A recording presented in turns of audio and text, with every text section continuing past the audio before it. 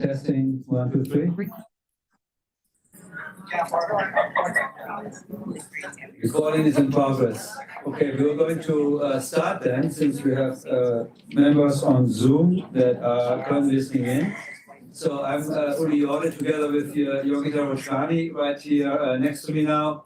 I want to welcome you to, I think it's the second heart failure seminar that we're doing in the evening at White Plains.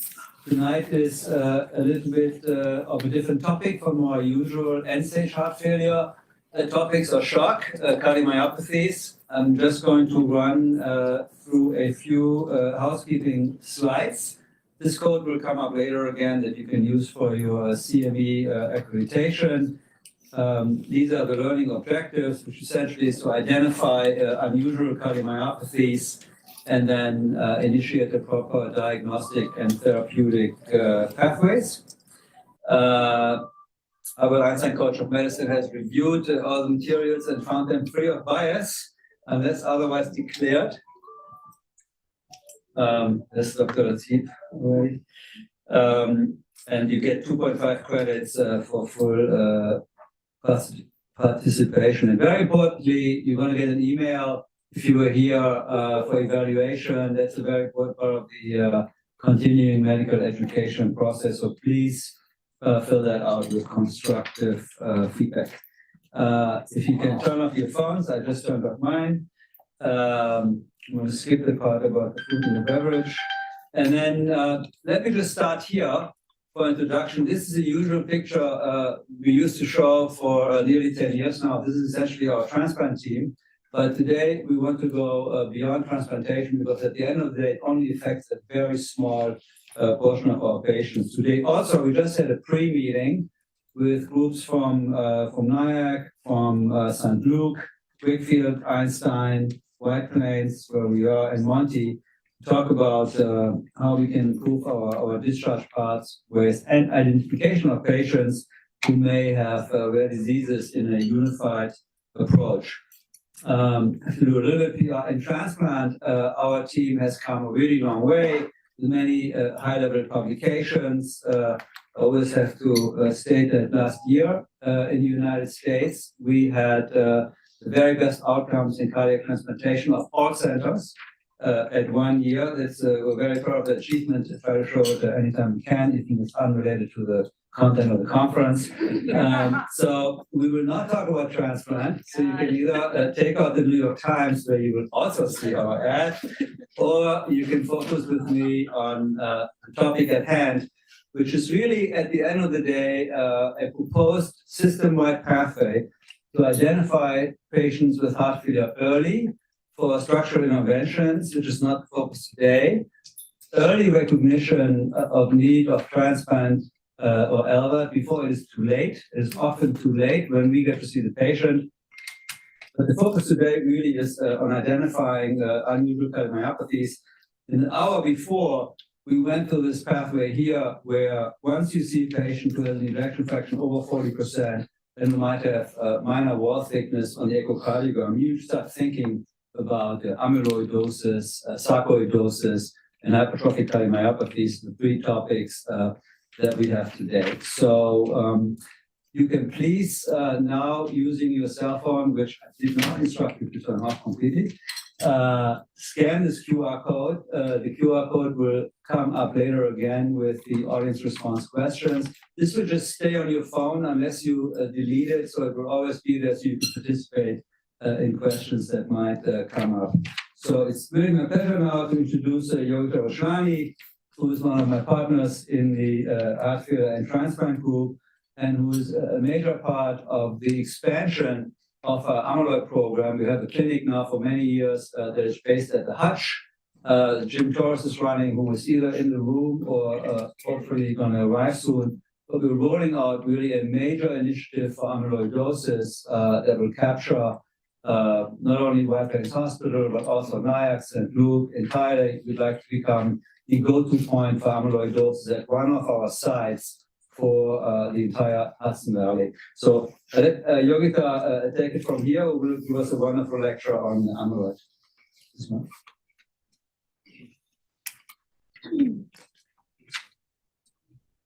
Thank you, Dr. Yori. I just wanted to say thank you everybody for joining us today. There is a lot going on now in the rare diseases space over the last few years. So we thought this was going to be a good opportunity to provide an update, tell you a little bit about what's going on in the field, what we are trying to do, and ultimately just provide better care to our patients and give them access to all the new therapies that are coming up in this space. I'm going to start with TTR amyloidosis, which was previously thought to be a rare disease, but not anymore. It's much more common than we think. So cases always make the discussion interesting. So let's start with this case. There's an audience response system. I'm going to present to you a case, ask you a couple of questions. You get to vote, and we figure out what the answers are in the end. So this is a 74-year-old gentleman who comes to the clinic with new symptoms of heart failure.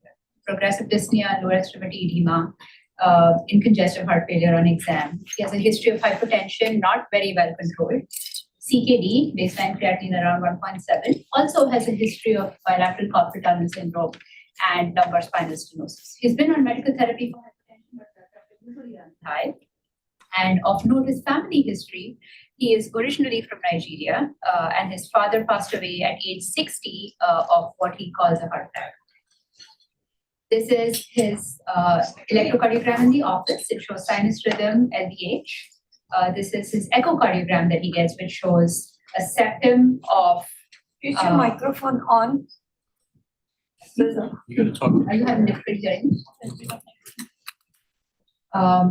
Septum of 2 centimeters and preserved ejection fractions. So what would you like to do next for this patient? So you can use the QR code to answer this question. Would you like to refer him for an MRI, for a P/T scan, check monoclonal proteins, or just control his blood pressure better? I think you have about 40 seconds to answer this question.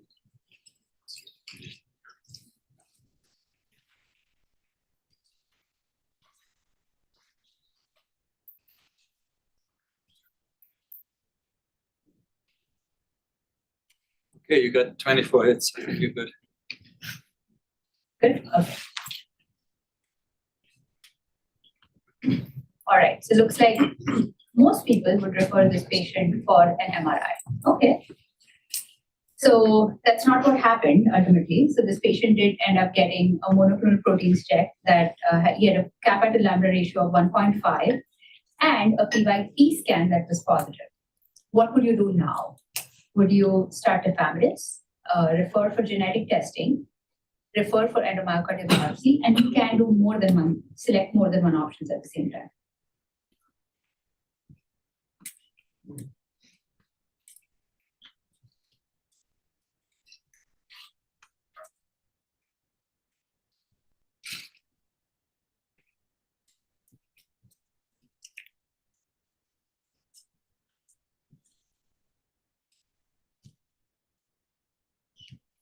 All right, 25 responses, 26. I'm going to move on. So these are my objectives for the talk. To talk to you a little bit about the epidemiology, the changing epidemiology of ATTR amyloidosis. How do we make the diagnosis? What contemporary treatments look like? And a little bit about the program here at MonteHeart. Amyloidosis is basically a disease of extracellular deposition of misfolded protein fibrils. They can either originate in the bone marrow, which is light chain amyloidosis, or originate in the liver in the form of transthyretin protein, which is another name for prealbumin that originates in the liver. These proteins get misfolded for a variety of reasons, including either a genetic mutation in how the protein is produced or because of aging and issues with cleavage of the protein. And there's deposition of this protein in multiple organ systems. So amyloidosis truly is a systemic disease. In AL, you typically see involvement of the heart in about 3/4 of the patients. You also see involvement of the kidney, the liver, the nerves, skin. TTR amyloid, on the other hand, has a predilection for the heart, peripheral nervous tissue, and ligaments. So you can see manifestations in the form of cardiomyopathy, neuropathy, carpal tunnel, lumbar spinal stenosis. The mean age for diagnosis for AL is a little bit younger than TTR, seen more commonly in older patients, except for some variants, which you might even see in the 30s. And the median survival with AL is much lower, but it's not great with TTR. And that's changing. That's an evolving target because of all the new therapies that are coming out now. It is very important to remember that presentations related to ligament deposition disease in patients with TTR cardiomyopathy present at least 5 to 15 years before the cardiomyopathy shows up. So it calls for us to be more vigilant about these findings in patients that we see. There are two types of TTR amyloidosis, hereditary and wild type. About 1/4 of patients, 25% of patients have a hereditary type of TTR cardiomyopathy, which is related to autosomal dominant mutations in the TTR gene that causes the protein to be misfolded. And most of these mutations are geographic, the way they've been described. So the most common mutation in the United States is the Valley 122 or 142 isoleucine mutation, which is very common in the African American population. Its prevalence is about 3.4% in all African Americans in the United States. There are other common mutations. There's one mutation, which is the P60A that's seen in the Irish population. There's the Val30Met that's seen in the Portuguese, Japanese, Swedish populations. The disease manifests slightly differently at different age time points in the lifespan of these patients, depending on the genetic mutation that they have. The wild type is basically normal TTR that's produced in the liver that, as a part of aging, does not get cleaved correctly and gets misfolded. So this is a disease of much older patients. It's not heritable. As you get older, you start looking at autopsy studies in older patients, or you start looking at patients who are getting TAVR in their 80s, 90s. Anywhere between 10 to 20% of these patients have been found to have TTR amyloidosis. The epidemiology of TTR has been changing partly because of the imaging techniques and the increased awareness about the disease. So what we are seeing is more diagnosis. This is data from the National Amyloidosis Center in the UK. And here you clearly see that in the 5-year time periods that they've described, between 2007 to 2011 versus 2012 to 2016, there's a tremendous increase in the number of patients who are diagnosed with amyloidosis. Also, we're seeing patients at an earlier stage of the disease now. So, in the NAC staging, the stage 1, 2, and 3, 1 being early, 3 being late, you see much more patients diagnosed in the early stage compared to the later stages now. How do you diagnose this disease? Diagnosis begins with a high index of suspicion. So, clinical features that are typical for amyloidosis include HFpEF, peripheral neuropathy, bilateral carpal tunnel, orthostatic hypotension in patients who are hypertensive otherwise, persistent troponin elevation, persistent BNP elevation of biomarkers, low voltage QRS. It is important to remember this is a textbook teaching of low voltage QRS with LVH seen in amyloidosis, but in fact, when they look back at data, only less than 40% of patients with amyloidosis actually have low voltage QRS. You could have LVH just like our patient did. You can see a pseudoinfarct pattern. Atrial arrhythmias are very, very common. LVH on echo, enlarged atria, small ventricles. And then, of course, the cardinal echo finding is abnormal global longitudinal strain with apical sparing pattern. Our patient here had HFpEF, had bilateral carpal tunnel, and LVH. What do you do next? What about MRI? That was the response that was most chosen. So MRI is a good test to start with for someone where you're trying to rule out a bunch of different diseases. So it helps you with the differential diagnosis, but it's not a great test for amyloidosis. It helps you evaluate the diagnosis. Findings in amyloidosis depend on the stage of the disease. They might help you follow response to therapy in patients with AL, but for TTR particularly, what you might see is no LGE if it's early in the disease, if you're screening asymptomatic carriers. If you're screening patients who have, like our patient, you might see subendocardial LGE or diffuse transmural LGE with increase in native T1 and increase in the extracellular volume, which represents amyloid fiber deposition in the heart. How do you proceed with evaluating these patients then? So this is what the diagnostic algorithm should look like. So once you suspect the disease, you start with checking for monoclonal proteins. And this is because imaging does not help you figure out if it's AL or ATTR. Only when you exclude monoclonal proteins can you say with imaging that this is ATTR amyloidosis. So this is the first step. To check for monoclonal proteins, we should check a free light chain ratio and serum and urine electrophoresis with immunofixation, because that increases the sensitivity. Electrophoresis alone is not very sensitive.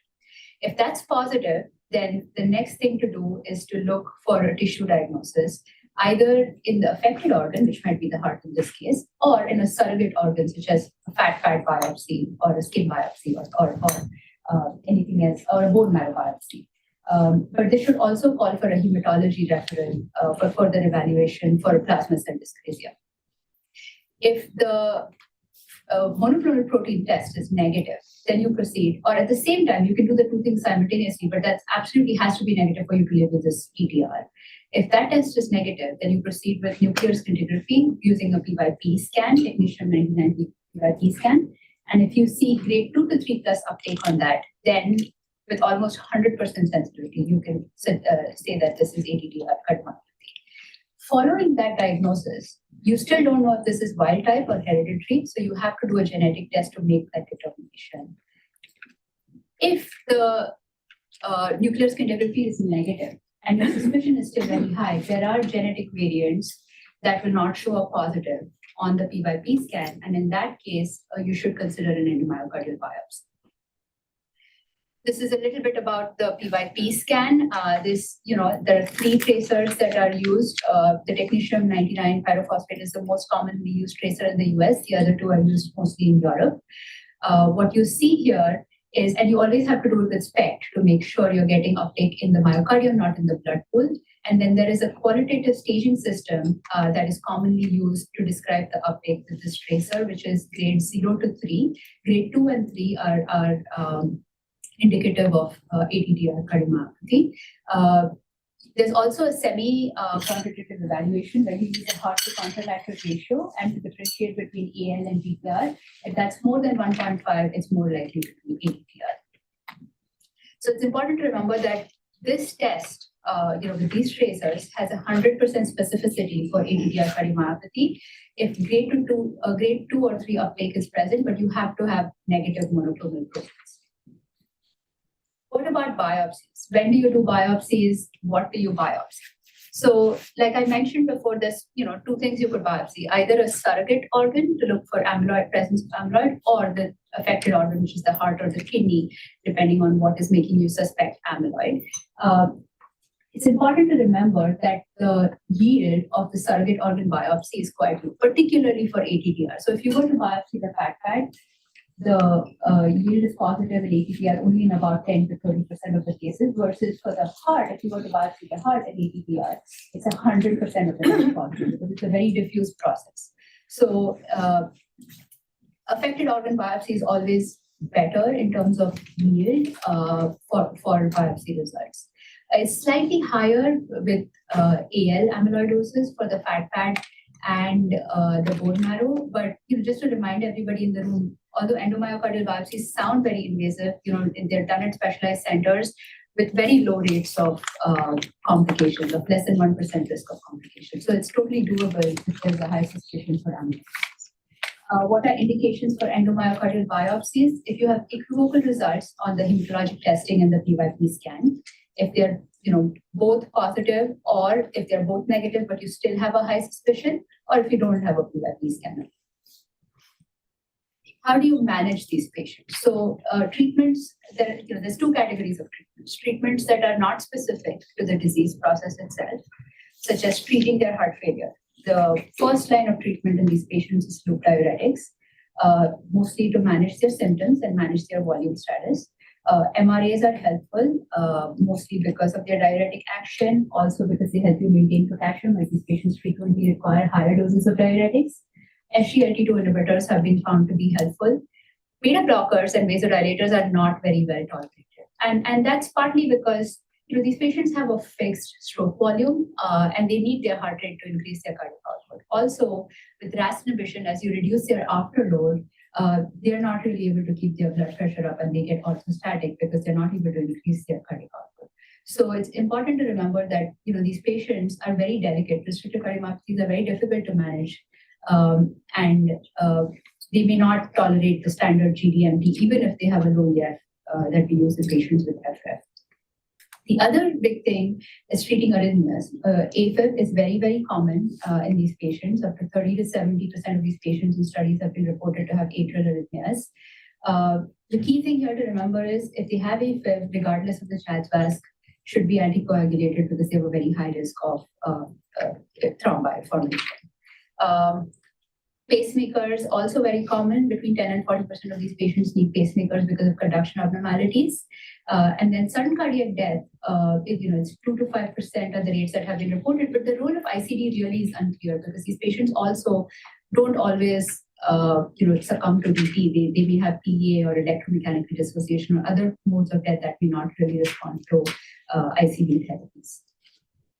There are several ATTR specific disease-specific therapies that have now become available, and this is all since 2018 because before that there were no real therapies specific to this disease condition. And just to talk about the range of therapies, there's three broad categories because this is a protein that's produced in the liver.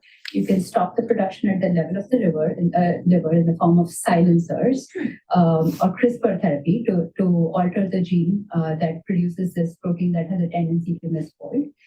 You could stabilize the protein, prevent it from misfolding, and make sure that the protein is able to get metabolized by the body. And the last thing is the depleters, which is after you have protein deposition, antibodies that target the protein that has already been deposited to remove it from the affected organs and improve organ function. So I'll talk a little bit about the evidence behind these therapies. So the initial therapy, and for the longest period of time, the only approved therapy has been tafamidis. This was studied in the ATTR ACT trial that came out in 2018. It was 400 some patients who were randomized to tafamidis or placebo. The endpoints for all-cause mortality or cardiovascular hospitalizations. All of these patients were diagnosed using tissue biopsy, and they included both wild type and hereditary type of TTR amyloidosis. What the study showed was there was statistically significant improvement in the composite endpoint of all-cause mortality and cardiovascular hospitalizations. There was statistically significant improvement in the walk distance and the KCCQ questionnaire, which means patients felt better symptomatically also. And there was an improvement in all-cause mortality. And the number needed to treat came out to be 7.5. The important thing I want to highlight about these curves here is, while the placebo curve does much worse than the tafamidis curve doesn't stop. It still continues to go down. So while this does not reverse the disease in any way, this also does not halt the disease completely in any way. It just slows down the progression of the disease. There was an extended follow-up to the ATTR ACT group that went up to 6 years, and with a median follow-up of about 5 years.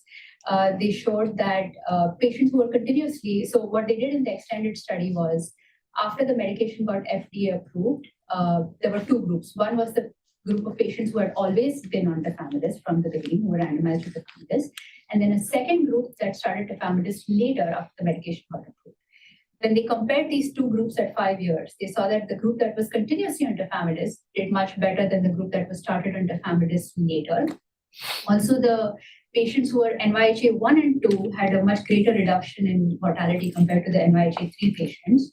They did not find any safety concerns with the long-term use of tafamidis. But I think the key takeaway was tafamidis works if it is started early in the course of the disease. If you started too late, you're still on the trajectory to that decline. And if you look at the extrapolated placebo curve here, it looks worse than the placebo to tafamidis, but the placebo to tafamidis curve is pretty close to that as well. This is a second stabilizer that was recently approved, AG10 or acoramidis. This was studied in the ATTRibute cardiomyopathy trial, which randomized 600 some patients with NYHA class 1 to 3 heart failure. They had a much more complicated statistical analysis with a 4-step hierarchical endpoint, which they ultimately met in the study. what that showed was this stabilizer also did better than placebo in basically improving all-cause mortality, improving the risk of recurrent cardiovascular events, reducing, improving functional status in these patients. The mortality improvement alone was not very significant. So, these are both stabilizers. The question is, what was really different between these two groups? Are the two medications very different? We don't have any head-to-head comparisons, so we won't know the answer to that.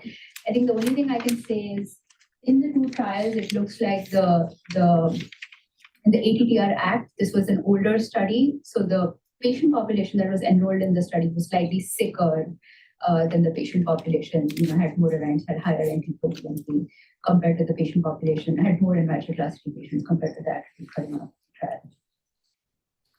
Moving on to the next class of drugs, these are small interfering RNAs that are TTR silencers, which basically stop the production of TTR in the liver.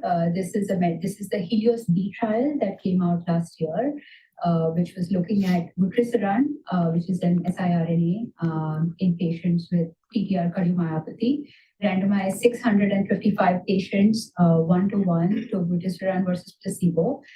Important to know that 40% of the patients in this study were already on tafamidis because it was approved by the FDA by the time the trial was going on. So we couldn't deny them this therapy.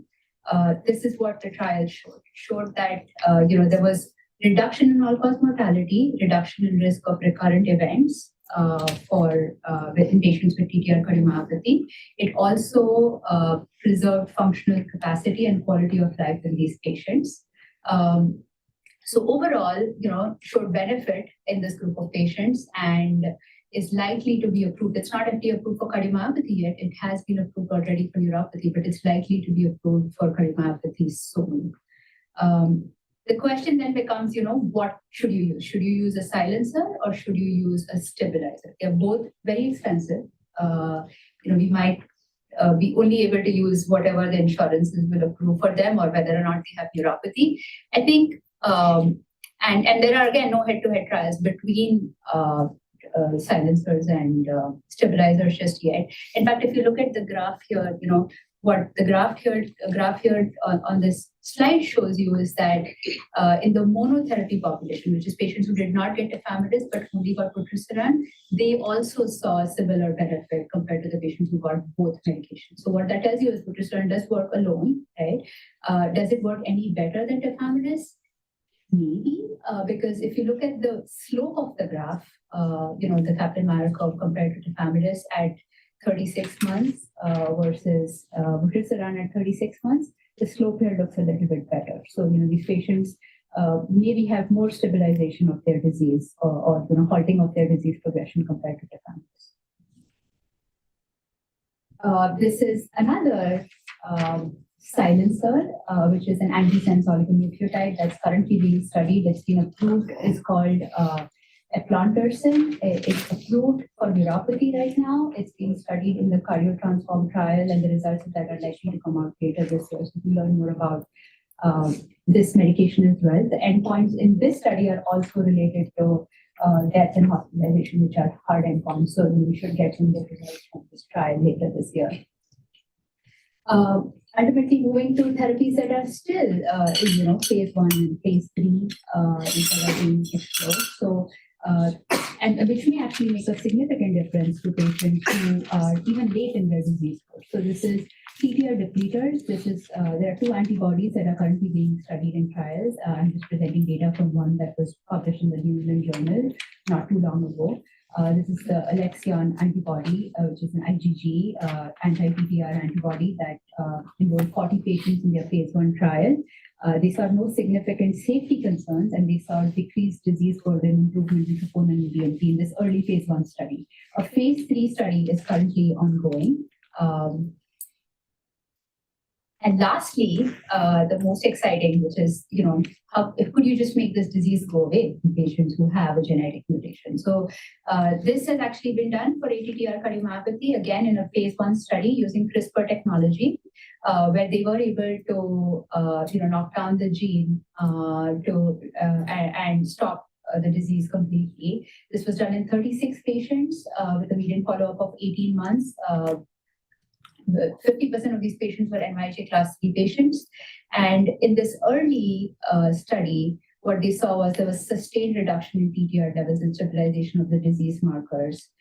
This might be a very interesting therapy for patients with genetic mutation where you diagnose this early and you could essentially, get them to not have the disease later in life.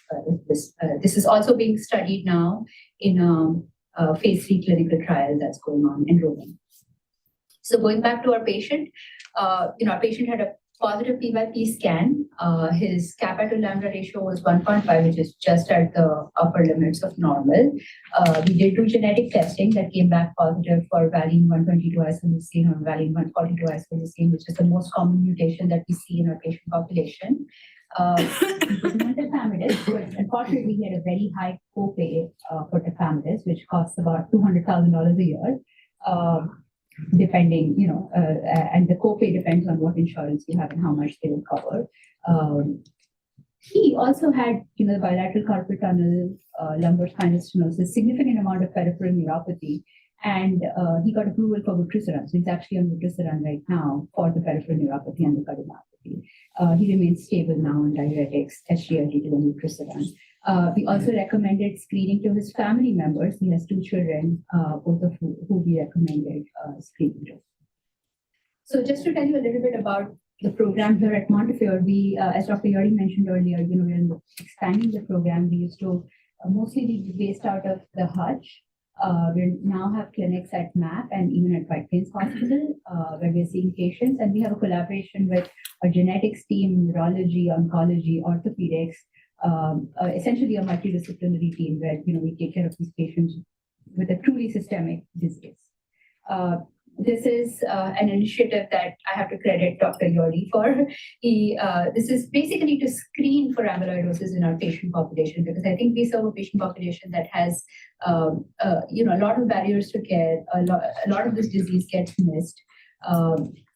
And there is potential now with newer therapies coming up to, if you find these patients early, there's potential to reverse their disease, or there's potential to make their disease go away. So what we've started doing is basically screening all our heart failure admissions who have echoes using echo criteria at the septal thickness of more than 1.3, EF more than 40%, no end-stage renal disease. And then we are referring them systematically after going through, depending on our index of suspicion and their ATTR cardiomyopathy score, referring them for testing for TTR amyloid. This also triggers cascade testing for their families, which we can do in our clinic. That's all I have. Happy to take any questions.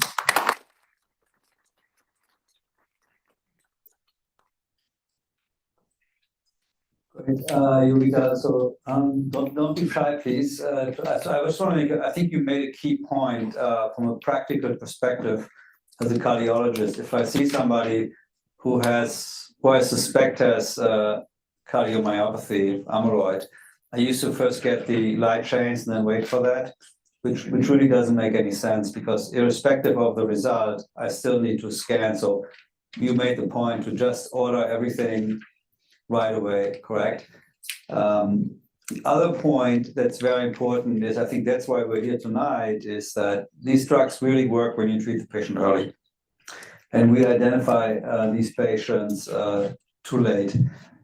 In terms of the high copays, I know that Stephen Tuckman-Resi, I'm going to put you on the spot. I'm going to come to you. He's the director of the specialty pharmacy at MonteHeart. He's having a beer, I'm sorry. So this was an interesting situation right now where we have a patient where, tafamidis is $200,000 a year. Vutrisiran, I believe, is maybe twice that. You can correct me if I'm wrong. So it ends up the patient actually gets vutrisiran. I just want to highlight that, the specialty pharmacy at Monte has a whole team trying to process these patients and trying to get them on the right therapies. You want to make a short comment on that, what the pathways are, how you guys work? So the specialty pharmacy program at MonteHeart we provide prior authorization services for the patients. We have, we have pharmacy liaisons who are trained pharmacy technicians embedded within the various clinics. And they take on the patient to provide prior authorization services, financial assistance, and coordination of care. So the patient will not be running out of medication because we've coordinated their care. Right, Jim, give it to Jim. Hi, everybody. Let's see if this is on. If this is on, never works when you need it to work, right? There's another one. Let me give you the second. Yeah, this is. Let's try this one.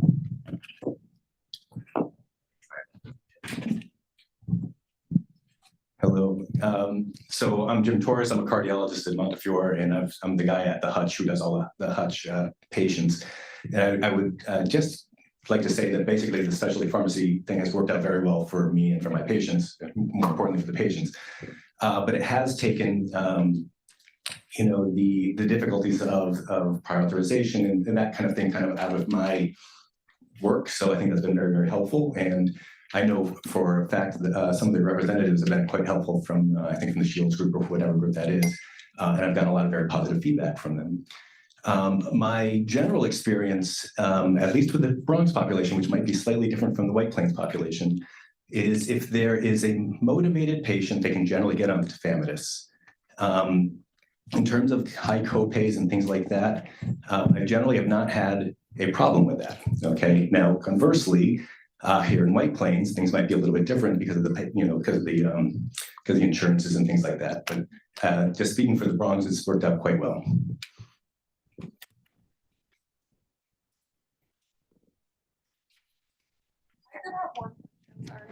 So any recommendations for this medication within LVAD population? Okay, that's a great question from Renee, one of our LVAD coordinators. The question is whether we use ATTR amyloid drugs in patients who happen to have a cardiomyopathy, ATTR, and then got an LVAD. The answer is no. But you can ask the same question for patients who get a transplant. And this is, I think, an open question, whether we should treat patients who are transplanted, have, let's say, a genetic mutation, get transplanted, and who now may have a life expectancy of 10, 20 years, and who may well develop the same cardiomyopathy again in their new heart. So that's a good question.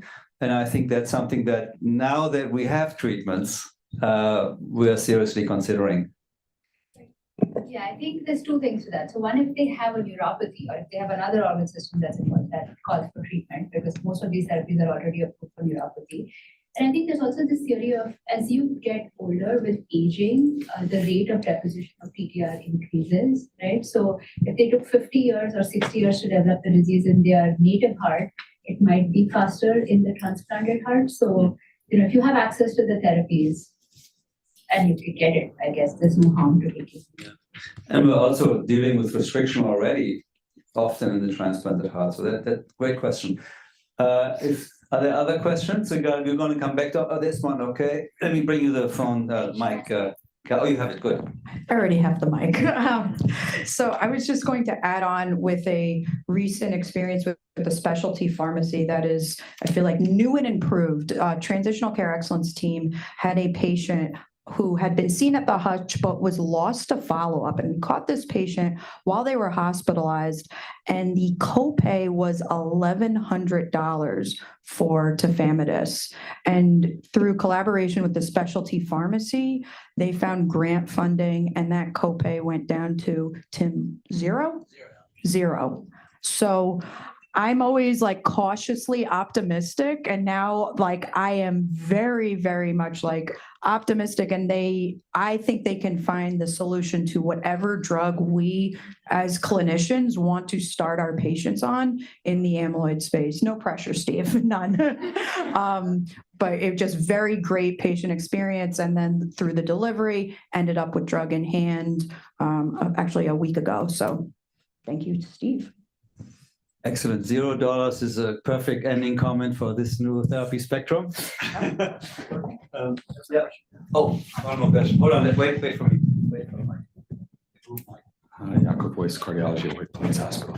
Just wanted to ask you mentioned that irrespective of the CHA2DS score in the presence of AFib, you would anticoagulate. And I just was wondering to what extent you would worry about cerebral amyloid angiopathy before starting them, and to what extent when you go looking for that before you start anticoagulants.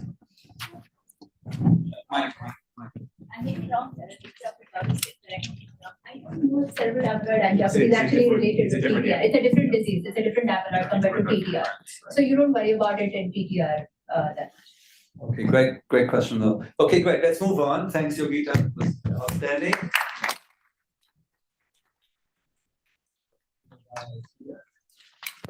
Okay, great.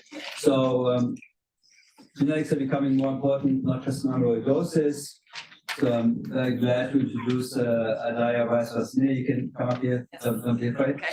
And Adaya just joined us very recently, maybe 2 or 3 months ago, something like that. Has been longer, something like that, and has had really nice career in Connecticut, also in London, training in genetics of cardiomyopathy. And it's been a great addition to our team, and now has a genetics clinic, also mostly at the heart right now. Yes. Correct, but we work as a team, so she can advise us, and she's going to talk about cardiogenetics and cardiomyopathy. Why does it matter? It's a great title. I made it up. Okay, so we're getting cardiogenetics and cardiomyopathy. Why does it matter? I hope that by the end of my talk, you'll understand how much it matters. And it's one of the most important things, I think, well, I'm biased, that do matter. So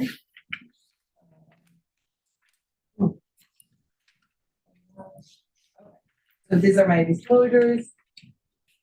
So basically, heritable cardiomyopathies are not rare. However, most are underdiagnosed. And if you look at the yield of genetic testing for most cardiomyopathies, they're around 50 to 60%. And for basically for arrhythmogenic cardiomyopathy, 50 to 60, HCM, and dilated cardiomyopathy, people tend to think that it's very low, but it's actually about 25 to 40%. So not low at all. However, this is important for you to know, because when you talk to your patient and the genetic testing comes back negative, you have to emphasize to the patient that this does not rule out the possibility of genetic cardiomyopathy. There are a lot of families that we call them gene elusive. We know that the disease is familial, but we're just not able to find the mutation.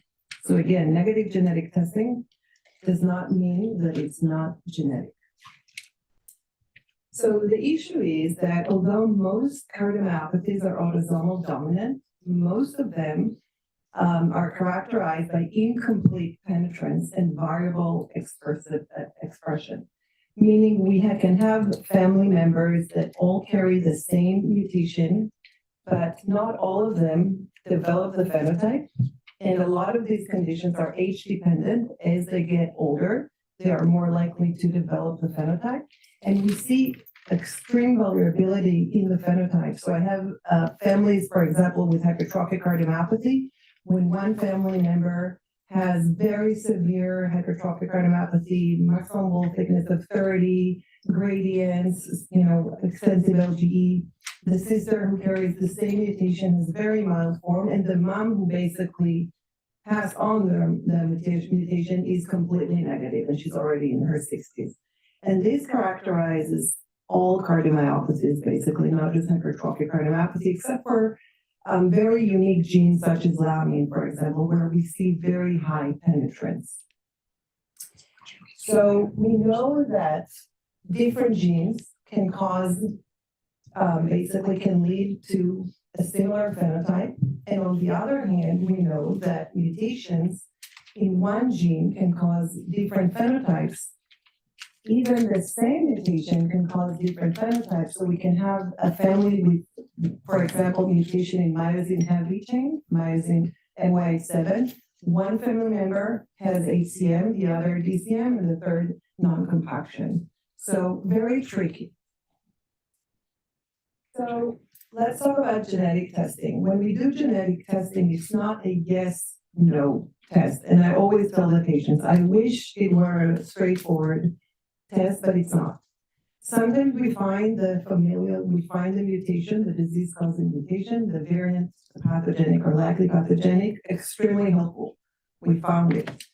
Sometimes it's negative, the least useful. And sometimes we find something that we're not really sure. It's a maybe. And we have a fancy name for it to basically say that we don't really know, variant of uncertain significance. The more genes we test for, the more VUSs we find. And that's always the downside of doing broad panels or whole genome, whole exome. We find more VUSs.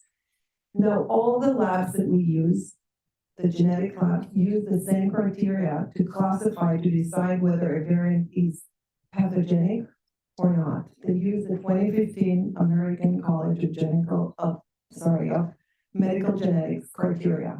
However, you see that for the same variant, we see different classification. So one lab, maybe the lab that you use, will basically classify the variant as likely pathogenic, whereas another lab will classify the same variant as VUS.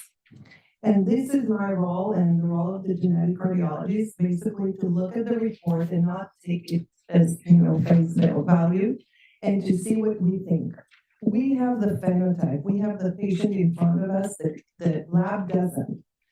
And every time I get the report, I look at the report, and a lot of the time I say, you know what, they say it's likely pathogenic. I actually don't think it is. And a lot of the time it's a VUS, and I'm very suspicious, and I say, you know what, it is.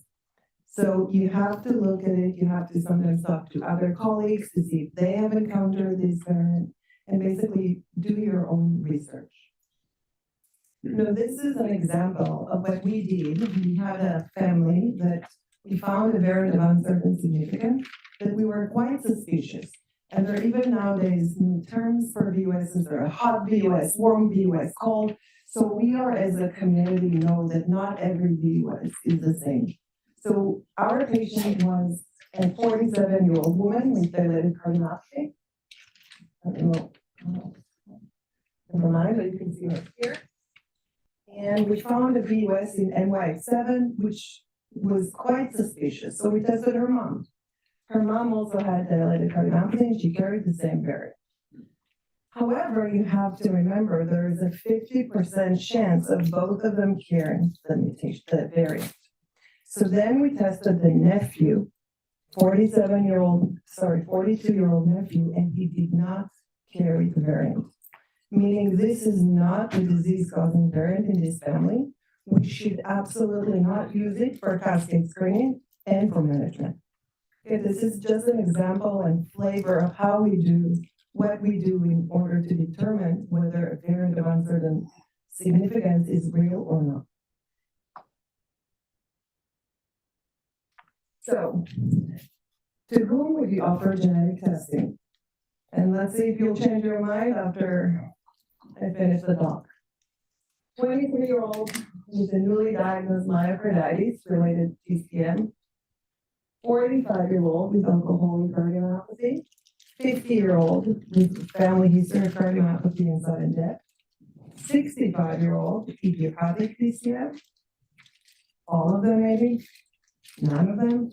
Well, I didn't include none of them because you know that I will never say that, so. Okay. How do I see? Right upper corner is the, already 20 Okay. people, 22 you Okay, already taught them what to do or not. okay. Let's see, okay. Okay. Okay, so I guess half thinks all the patients, 50-year-old with family history of cardiomyopathy and sudden death. So let's see what I think well, you probably know what I think, but let's see if I can convince you why this is the right answer. So let's talk a little bit about dilated cardiomyopathy, the genetic basis. So dilated cardiomyopathy can be caused by multiple genes and family of genes. The most common gene is titin. It's the largest gene in our body, but it can be caused by other sarcomeric genes, by cytoskeleton, nuclear envelopes such as lamine, and even ion channels like SCN5A, the same gene that can cause long QT3, Brugada can also cause dilated cardiomyopathy. Let's talk about a case of DCM, and then you'll get a flavor of what we do with these patients. So 40-year-old men who presented with ongoing progressing shortness of breath, PND, about 7 months. During the time that he developed his symptoms, he had an upper respiratory tract infection. Past medical history is significant for many, many years of heavy drinking, hypertension, also some remote illicit drug abuse when he was in college. No family history. ECG, nothing really exciting, no conduction abnormalities, echo, severe LV dysfunction and LV dilatation. MRI also shows severe LV dysfunction, LV dilatation, and patchy subendocardial LGE in the anterior, lateral, and inferior wall, and also mid-wall LGE, which is not really what we see in coronary disease. We did a coronary angiogram anyways, and it was negative, like non-obstructive coronary disease. A month later, developed AFib with RVR, started on amiodarone, GVMT. 3 months later, EF 30%, and he's referred to me as an EP, not genetics, for AFib ablation and primary prevention ICD, which, by the way, he got both, because I thought he needed both. But should we do genetic testing? Remember, young, but a lot of years of alcohol and probably myocarditis.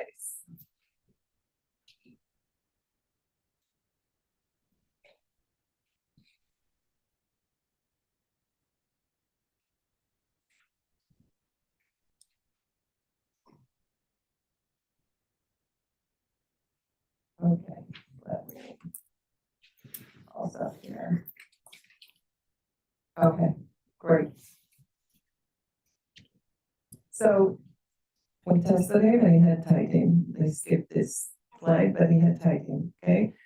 Truncating mutation in tightening. And why should we test him? So we know that acquired conditions such as chemotherapy, even pregnancy, myocarditis, alcohol, basically they could be the second hit that is required for these patients to develop the phenotype. And I always say it's the second hit. This is very common in Titan, that they are phenotypically negative until something else happens. Whether it's like they just got, pregnant or have myocarditis, but they need the second hit. But we see it also in other genes. And basically, this genetic predisposition makes people more susceptible to developing cardiomyopathy. If you think about it, myocarditis, for example, is so common. Why do some people develop cardiomyopathy, whereas most people recover and we don't even know they had myocarditis? And in about 20%, generally speaking, of all these conditions, we're able to find genetic predisposition. And I would say that you can't nowadays define dilated cardiomyopathy as idiopathic without ruling out genetic predisposition, okay? So all this term is idiopathic DCM. This should be after you have tested your patient. So the yield of genetic testing is around 45% in familial cases and about 1 in 4 patients with sporadic DCM. So even if your patient has no family history, still at about 25%, we can find genetic mutation. And again, a lot of the time we think the family history is negative, but actually, they don't even know that they had an uncle who died of, he had a heart attack, but he actually had, VVT because of dilated cardiomyopathy that they didn't even know. The most common gene, again, is Titin. Does it matter? From an outcome perspective, does it matter if our patient is genotype positive or negative? Absolutely, yes. So it has been consistently shown that genotype positive patients have worse outcomes when it comes to developing end-stage heart failure, more ventricular arrhythmias, less ventricular reverse remodeling in response to GVMT. The most favorable gene is Titin, and this again is consistent. The worst gene is lamin. And I would say in intermediate is the desmosomal gene. Should we test older patients? We only talked about young patients. I think most of us said, yes, let's do genetic testing for this guy because he was relatively young. But actually, in fact, the yield of genetic testing in older patients is similar to that of young patients.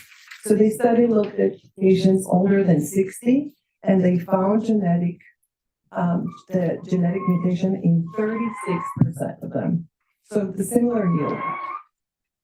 The outcome, again, worse for genotype negative, even if they're older. And again, titin is better than other genes. So don't let the age, make you think it's not genetic.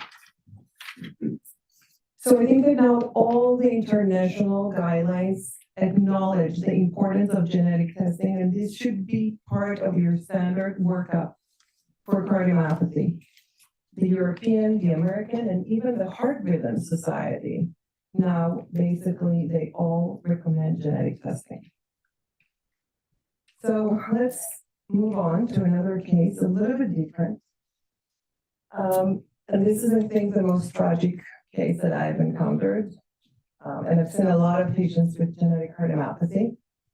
So this is a 53-year-old woman who comes to my clinic with her son. He's 22.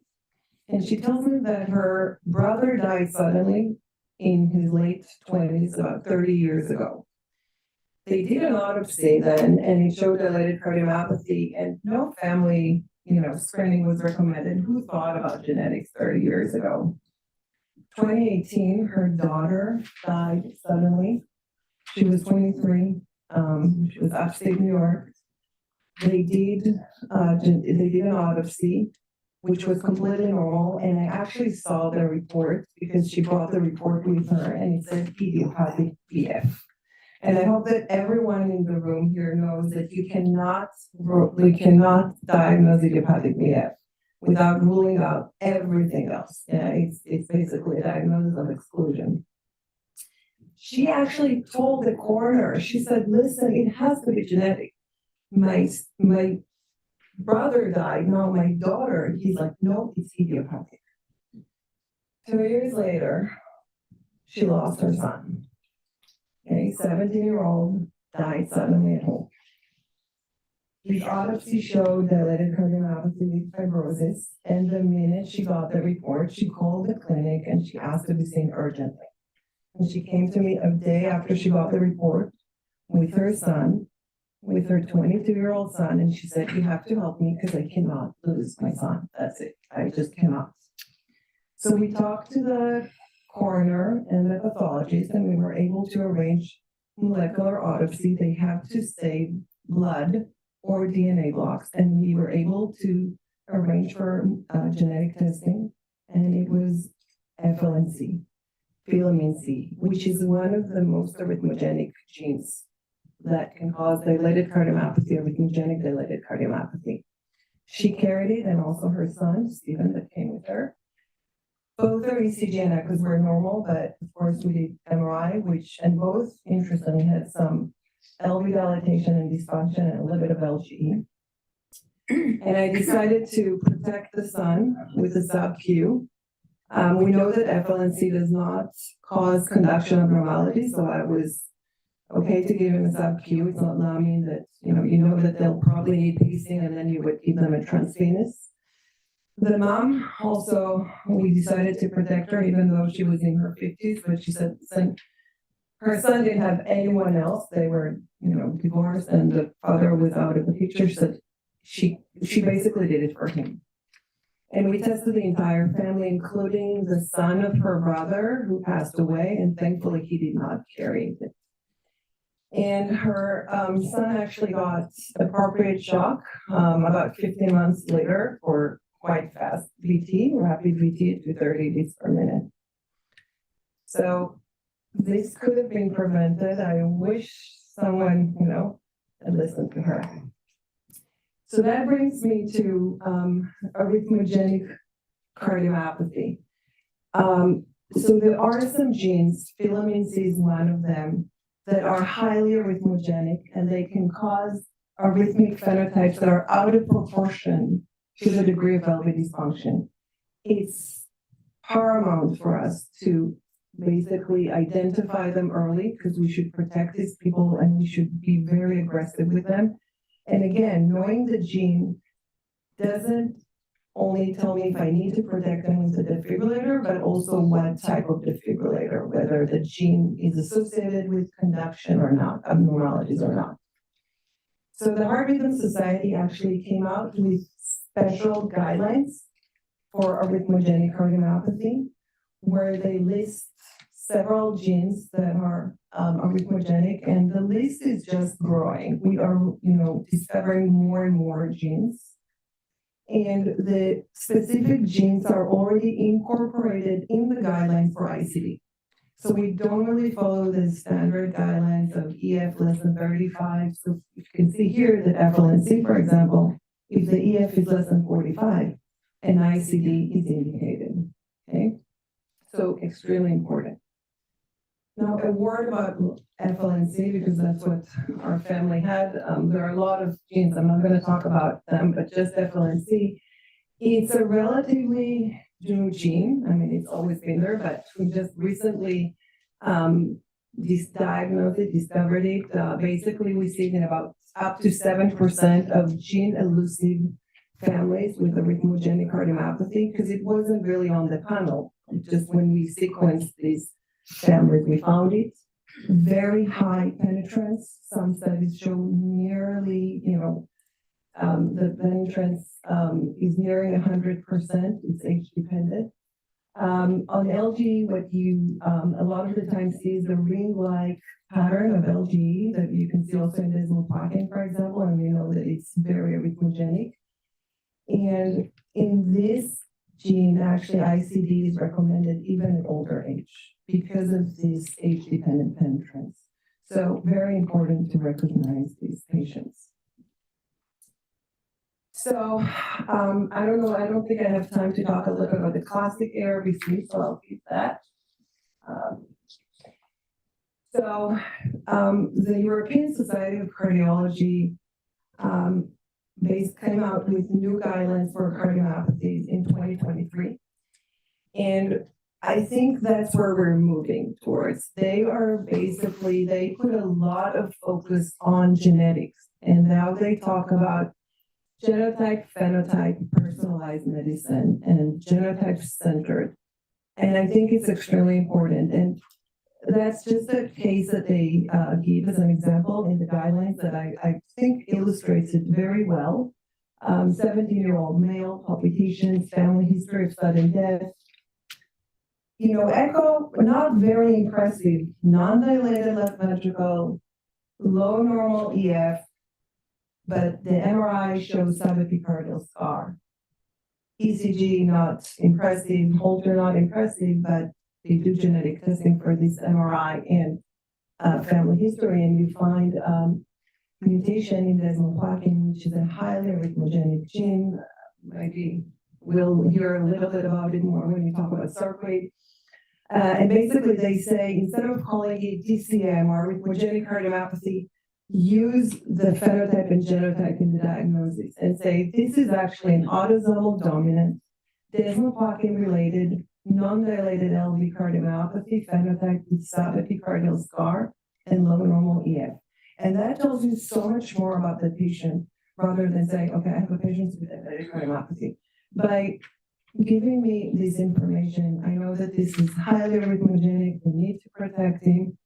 Again, also quite high risk of developing more heart failure, having recurrent myocarditis. So it gives us a lot of information. And this is where we're heading. I think genetic evaluation has to be part of your workup when you see patients with cardiomyopathy. Not just young, not just, very severe LV dysfunction, but look for these things. So genetic testing should not be restricted to familial cases. Should also be done in selected cases of non-idiopathic DCM, even if your patient is, drinks a lot. A lot of people drink a lot, not all of them develop cardiomyopathy. Should not be limited to young patients. I hope that, and we were talking about a project, maybe patients that are admitted with DCM should be referred for genetic testing. That should not be limited to young patients. Okay, I hope I convinced you today. It's extremely important for cascade screening, and I didn't say, but I think it's important because if we find some family members that are negative, it's great. We can basically discharge them and say, you don't need to ever worry about it. If they're positive, we can tell them that they're at risk and we can monitor them closely. And now for these patients, we can even offer PGD. Basically, I have patients that with Lami, for example, or desmopakin, that didn't want to have kids. They said they didn't want to pass it on to their kids, but now we're able to offer them IVF, choose the embryos that do not carry the mutation, and basically they know that they won't pass it on to their kids. And I have a few patients with Lami that otherwise would never have had kids, and most insurance companies actually cover it. So again, genetic testing, most people think it's just for cascade screening, but I think you'll see that it's really, it's an essential tool for the management of these patients and risk stratification. So last case, I'll do it very, very brief. 20-year-old male, syncopal episode while driving, rollover, car accident. Very interesting family history. His father died 35, DCM, probably arrhythmia. His grandmother, paternal grandmother, died of cardiac disease at 36. And his paternal aunt had heart transplant for DCM and carried basically a mutation in lamin. Okay. He was never seen by cardiologists. His brother was never seen by cardiologists. The mom kind of like didn't want to know if they had it or not until this syncopal episode occurred. And then she went to Boston to the cardiologist of the family, who's one of the best heart failure cardiologists, by the way. And he did genetic testing for the familial mutation, like I would probably, like all of us would do. Test both for lamin and did echo on both kids. The patient with the syncopal episode was actually negative for the familial mutation. But his echo was abnormal. He had an EF of 45% and mild LV dilatation. And then my colleague called me and said, listen, because they didn't live in Boston, can you please see them? I think probably we swapped the samples because, you know, the lamin has normal echo, the non-carrier has abnormal. Can you just repeat the genetic testing?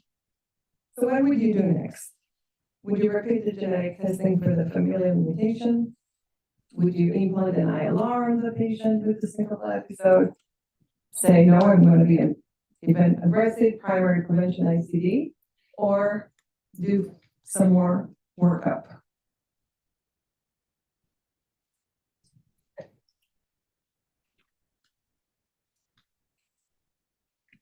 There's no right or wrong here. I mean, I'm interested to see what you would do. Okay, let's see. So most would repeat the genetic testing to make sure that our patients didn't have the lamin. So when I saw them, I thought, you know, let's ignore the family history. I have a patient with arrhythmogenic syncope with mild LV dysfunction and dilatation. What would I do if I didn't know about this lamin? I would do an MRI for sure. So I did an MRI and he had some mid-myocardial LG in the basal septum and infralateral. 30-day loop monitor, nothing. And I said, again, ignore this lamin. What would I do? I would do pancardiomyopathy and arrhythmia panel. You know, I want to make sure that I'm not missing anything. And we found a VUS, remember these variants that could be nothing but can be a lot. Like basically, we don't really know, but we have to, in NY7. And when we looked at it, it's been described in patients with sudden death. And it looked, when you look at all the data, and I'm not going to go into detail, but we have, you know, ways to decide what we think. it was very suspicious. And the patient decided to have a sub-Q ICD. We then tested the family members. The brother actually had the lamine, but he's still phenotypically negative, but we're watching him very, very closely. With lamine, you don't, take any risks. His paternal aunt, who had the cardiac transplant with lamine, actually carried the same variant in NY7, meaning that his father must have carried it. He was an obligatory carrier.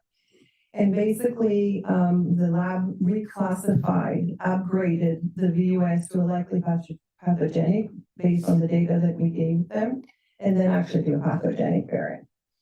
So just that case, just to illustrate you that sometimes you can have two mutations. Yeah, don't think outside of the box. And we've seen patients that have, sarcomeric mutations for HCM, and then I have a patient that have a case in H2 long QT. Bad luck, but they can have it. So always think. So specialized clinics for inherited cardiomyopathy and arrhythmia, I think, are very important. Again, the international societies are now really emphasizing the importance. The American Heart Association, I like it. It came with a scientific statement saying recognizing the need and meeting standards for these clinics and programs. The ESC talks about, again, these clinics with multidisciplinary teams, basically cardiomyopathy expert, EP, geneticists, and also psychologists and social workers. And I have to say, in my previous institute, we had psychologists that saw these patients. A lot of them have a lot of anxiety and guilt. They feel, they feel guilty because they passed it on to their kids, so this is something that we'll need.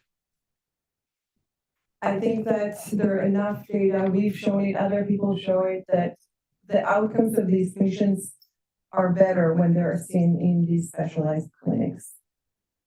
And last thing, gene therapy is almost here for HCM. Now we have gene therapy that the Cleveland Clinic is doing. I mean, it's only, just starting, but it looks good. We have gene therapy for ARVC, or PKP2. And I do think that in a few years, we'll be able to offer gene therapy for patients. So we're trying, as I said, I've joined recently, but we are basically establishing a clinic for inherited cardiomyopathy and arrhythmia. We're hoping to offer complete phenotype for these patients. We have genetic counseling and testing. We are able now to offer a whole exome testing for free for the patients that I feel, it will be helpful, family with several family members with negative genetic testing. We will be able to offer very shortly whole genome with long read sequencing, which is the most advanced sequencing for free for these patients, probably in about 2 months. And of course, as a management, genetics, hypertrophic cardiomyopathy, everything goes together. And we are doing some exciting studies, clinical research studies that will hear a little bit more about HCM, but we're doing it in other conditions. Thanks. That's what I have.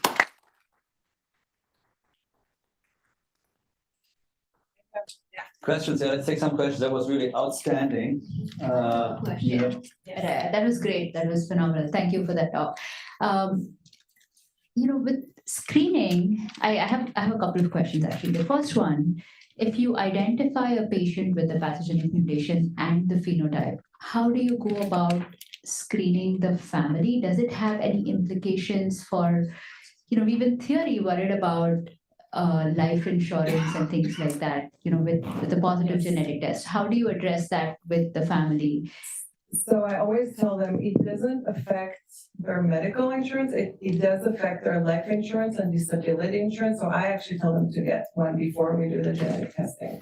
I think I told you, the only state in the US where it does not affect, surprisingly, is Florida, which you would think quite the opposite. But I think it's going to change also in other states. But I just tell them to get to get before the genetic testing life insurance, or before we put the results in the, in their charts. And kind of like, yeah. Yes. Yeah, wait for the mic, Greg. I'm just gonna, yeah, the life insurance thing, it always comes up, fear of genetic testing. I think we have to educate our patients a lot more. I sometimes also feel it's somewhat irrational. Like if I want to know whether I have a sudden cardiac death risk, I should not pursue the testing because I'm worried about Yeah, I know. life absolutely. insurance that I don't have yet, apparently. Yeah, Right. exactly. It's disability and life insurance. I Yeah. can tell you that, for example, in Europe, we're in the UK, we tested children much less frequently than we tested in Canada or here. I think it's also a cultural thing. They're basically the parents, they said we need to wait for our kids to reach the age where they can make the decision, for example, and they would do more like clinical screening. Here, some people are concerned with life insurance, but basically I told them just get life insurance. Sometimes it's weird to get a life insurance for a 3-year-old, but I mean, yeah. Great. Thank you so much for this. This was a great presentation. Question, it makes a lot of sense what you're saying about patients who have this genetic predisposition to develop the cardiomyopathies that we're seeing a lot in the offices, whether it's pregnancy related or myocarditis related. So if we have patients that have these conditions that then recover, or they may make a full recovery, should we also be testing those patients? So with full recovery, not on GDMT basically spontaneously, Or even with On GDMT? GDMT. oh, I would, yeah, because we know that, for example, titin actually responds pretty well to GDMT.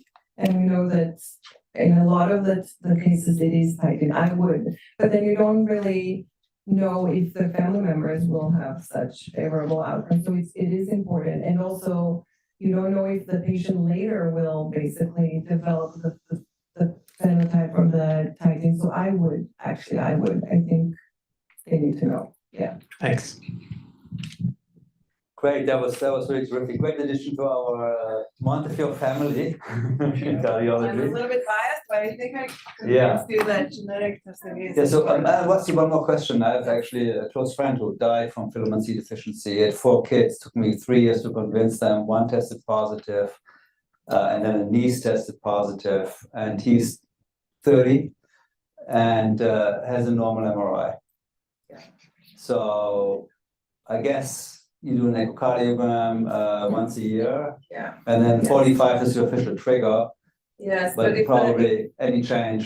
Exactly, Yeah. and if the family history, Okay. because, I mean, the issue is that the mutations are usually like individual, like, we don't have, most families have their own mutations. So we don't have a lot of data. Sometimes we do, like I can tell you this mutation is highly arrhythmogenic. We can find that it's been reported in patients with, sudden death, and the very arrhythmogenic phenotypes in the family. But a lot of the time, these families have their own mutation, basically, and then you don't really have a lot of data. So if the family history is quite significant for sudden death, my threshold would be lower, for example. So a little bit of LG, a little bit, I would Great. be. He just relocated from the West Coast, so you will see him But shortly. I would be more aggressive, yeah. Great. Okay, fantastic. Adaya, next up is Sandhya Murthy, who I think everybody knows, but Sandhya is associate professor at Einstein also for the past 10 years. I think just the first person I hired 10 years ago, I think, a member of the team, and has really built incredible panel in all areas of heart failure, but is the one that has focused on HOCM, which is something very important right now. And she's going to speak to us about the first 50 patients with HOCM. And then later on, we have now, similarly, I think actually you will introduce the whole team. Aldo Shinnon is here. We have him later on the panel, Adaya. But Sandhya, take it away. Okay, thank you very much. I'm very excited to show you what we've learned in the last roughly 2.5 years since medication is approved for this disease. First, again, as our tradition here, we'll start off with a case. We have a 66-year-old female who has otherwise well-controlled hypertension on diltiazem, coming in with worsening shortness of breath during her CrossFit classes. So not someone sedentary. She had a family history of basically no sudden cardiac death. Although after that last talk, I'm wondering why I'm even telling you about family history. 2 children, healthy, and no early cardiac disease. We have a baseline EKG that's showing LVH. And then, so before we get to, we'll talk about her echo, but I just wanted to show you a couple things.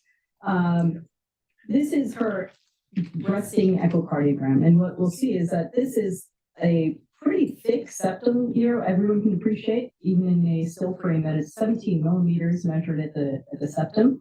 It's really important that we overlook some of these automatic measurements that sometimes happen on these echocardiograms. What we're seeing with this 28 millimeters is actually you're getting RV trabecular, so make sure we avoid that. Another kind of aspect we always pay close attention to on these echocardiograms is mitral valve and the appearance of SAM, so the systolic anterior motion of the mitral valve, which can lead to regurgitation. And this is a phenomenon caused by these elongated leaflets as well as hypercontractility. And then finally, Doppler through this LVOT, we see some flow acceleration right at the level of the LVOT and mild MR. So we have her resting color Doppler here, and it's minimally elevated despite the appearance of turbulence. We see that it's only about 16 millimeters of mercury. So that brings us to the first question here. You guys all want to weigh in. Does this patient have obstructive fulcrum? Yes, because the septum is greater than 15. Yes, that was millimeters, not centimeters. I apologize about that. The echo is diagnostic with thickened septum, SAM and LVOT acceleration, and the EKG. All those together lead you to yes or no, because there's no significant obstruction under 20 millimeters, or you need more information. Get a couple more answers here before I wrap it up.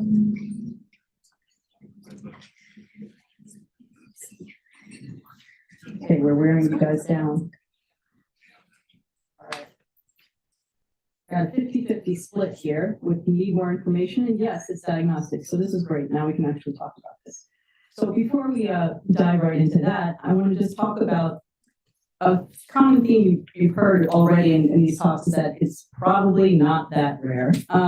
And I just want to show you a map of the world. All the red areas are where we see the disease is prevalent. And it's estimated about 20 million people worldwide have this disease. And that's just in what we know about just a small minority of them, about 10% of them. And 6% would be symptomatic and 4% are asymptomatic. But by and large, 90% of these patients, we have no idea that this is even an issue. So certainly more common, and we're learning that now with our improved imaging technology. So roughly 750,000 persons in the US. So the moral of the story here is that HCM is a clinical diagnosis, not an imaging diagnosis. We put the whole picture together: family history, clinical presentation, imaging findings, and we'll talk briefly about genetics as well. And you have to exclude other causes of LV wall thickness. So, in the patient on dialysis with a blood pressure of 180 on average for the last 20 years, this is not HOCM, even though it will look very similar on the echocardiogram. There may even be an outflow tract obstruction, but it's not HOCM. And this was a nice autopsy study that kind of demonstrates this point, that out of 2,472 myectomies performed for presumed obstructive HOCM, 1 out of 5 had an alternative diagnosis. So HCM, hypertension, Fabry's cardiomyopathy, amyloidosis, and then also HCM with myocarditis. So we have to be aware that there are a lot of HCM phenocopies out there, and because the imaging looks a certain way, we have to be diligent about excluding all these other causes. Now, I want to talk a little bit about obstruction. So 70% of patients with HCM have the obstructive phenotype. Out of those, 40% will only have obstruction at rest. 30% have what we call latent obstructive, where you only see the gradient with some sort of provocative maneuver, either exercise or Valsalva.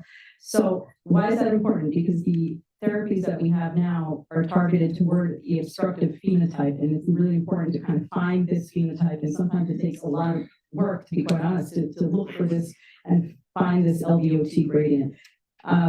So again, 30% out of those 70 are not going to be obvious at rest.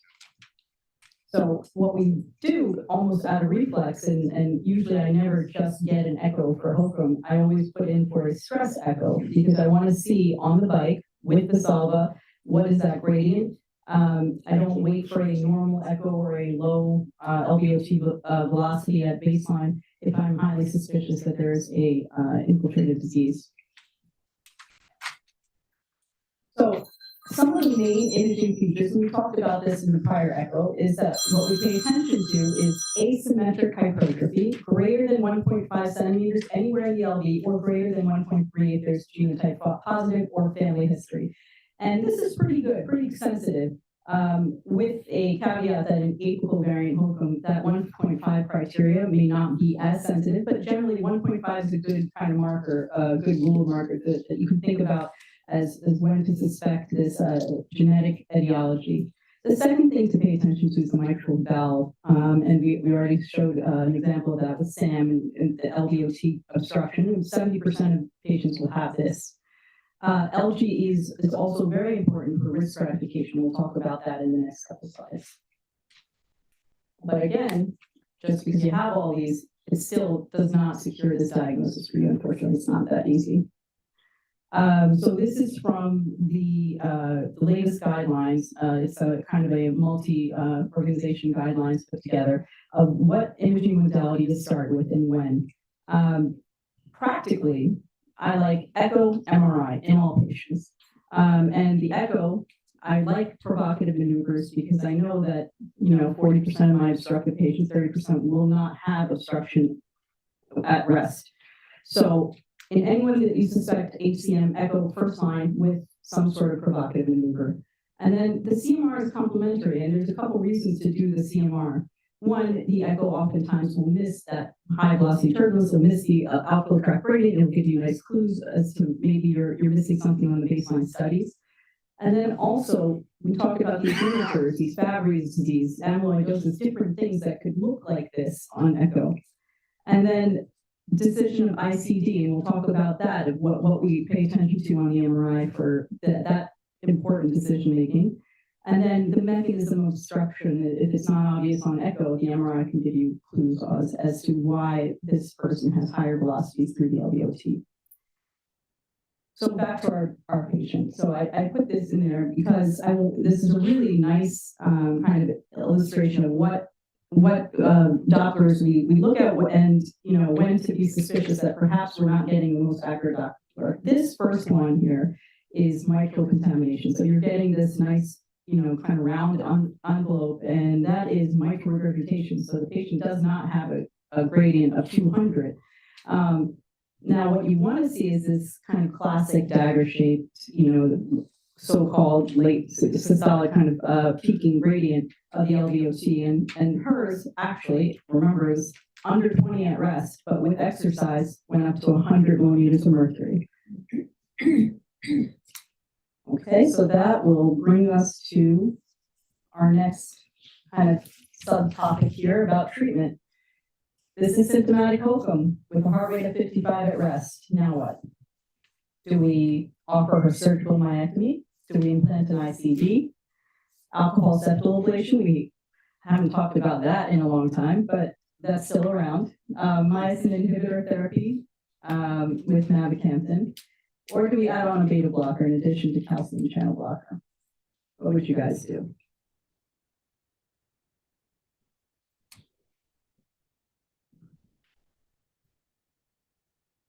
Give it a couple more seconds.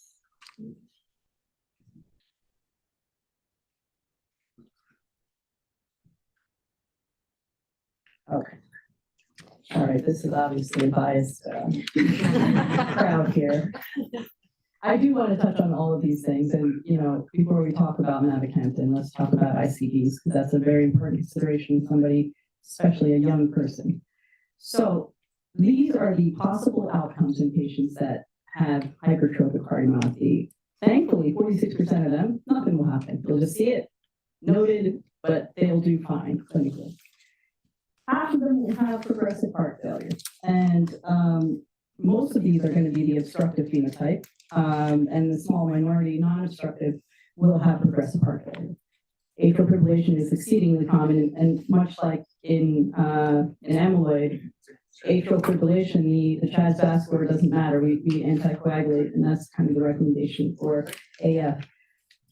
The thing that we really care about here, yes, we care about heart failure as well, but the sudden cardiac death, that's the stuff that scares us. So over the years, we've established major markers of risk, and what we're doing is we're looking for these risks and making our best determination on if we should protect these patients with defibrillators. So thankfully, because of this and the use of these risk calculators, we've seen a pretty incredible decrease in disease-related mortality. So this, I think, is the most important kind of intersection here, that we find these 6% of patients are able to really kind of figure out who these patients are. So we'll talk about the kind of nuts and bolts of this. So if your patient, once you've established the presence of hypertrophic cardiomyopathy, if your patient's had a prior sudden cardiac, that's easy. We say ICD, don't think about it. By and large, most will not have presented like that. So we look for the major risk factors. Family history, sudden cardiac death, massive LVH as defined by 30 millimeters mercury, 30 millimeters of LV wall thickness, unexplained syncope, apical aneurysms are a high-risk feature, or if your EF is under 50, this is where the joint decision-making comes in, and we say, well, an ICD is reasonable in this population. If they have none of them, but they have a lot of NSVT on Holter, again, this is where the joint decision-making comes in, and we say, we take the age. Perhaps if it was a 40-year-old, we'll think differently than if it was an 80-year-old, and we would offer ICD, and it's reasonable. It's a 2A recommendation. If you have none of those, but your MRI has 20% LGE, so the cutoff here we look at is 15%. So anything over 15% LGE, we think about that as a risk factor for sudden cardiac death. And you can consider ICD, albeit the recommendation is not as strong, it's a 2B recommendation. But if you have none of these risk factors, it's actually, ICD is not indicated, and it's a class 3. So this is kind of how we think through all of these patients, and I wish it was this straightforward all the time, but it's a lot of kind of gray zone. But we do our best to try to find that 6% population here. Okay, so for the last couple minutes, I want to talk about mavacamten and focus on our experience here. So this is a first-in-class medicine, and on the little diagrams all the way to your left, is we see a normal sarcomere. So what that is these actin, and if you think back into the physiology here, your actin and myosin cross bridges, lots of them are relaxed, some of them are tight, but for the most part, there's not that much cross bridging in a normal resting state. In the HCM sarcomere, what we start to see is that actin and myosin are crossed, and it creates this very kind of tight, constantly on diastolic state. And then as we treat them with with mavacamten, what we see is that it's attenuated hypercontractility, and you actually see this relaxation, and releases some of those cross links to create a more relaxed myocardium. So that's how it works. And if you think about the evolution of our therapies from beta blockers, which really do nothing for the pathophysiology of the disease, to something that's actually targeting the pathophysiology, this is quite exciting. So I want to talk about the major trial data. This is very busy, and I don't want to really focus on the nitty-gritty of each thing, but I want to say that these are the 3 major trials that have been done with mavacamten. There's the Pioneer trial, the Explorer trial, and the Valor trial. And what I want to pay attention to in the first kind of phase 2 study done, which was the Pioneer trial, we saw of course, decreased resting and exercise gradients, improved PPO2. But this is kind of the endpoint of interest here. We have 3 patients who had a drop in EF. So we talked about that actin and myosin cross-linking, and what happens when you relax too much? You end up with heart failure. You end up with a low EF. So this is the point of interest here. There was a little bit more AFib in the higher dose cohort, but this decrease in EF in 3 patients was a point of interest, and this is something we pay close attention to for the next couple of trials. So we have the Explorer trial, which is the larger trial that we have, and this is the phase 3 trial, where patients randomized to placebo versus mavacamten, and we saw the consistent decrease in, peak exercise LVOT gradient. We saw an increase in VO2, and we saw 7 mavacamten patients had a decrease in EF of under 50. So this is coming to now about, 6-7% of the patients on mavacamten had this endpoint, clinical endpoint. The Valor trial, I put this on here, it was a very interestingly designed trial where we're looking at patients that were eligible for septal reduction therapy. So either a myectomy versus an alcohol septal ablation therapy. And we randomized those patients to mavacamten or placebo. And at the end of the study period, we said, well, who's still a candidate for septal reduction therapy? And so what I wanted to point out here, and this is mostly for Dr. Lateeb, who does these things, is that 18% at the end of the study period still were on mavacamten, still were candidates for septal reduction therapy. So it's not a dead, kind of pathway here. There's still minority patients that still would benefit from this.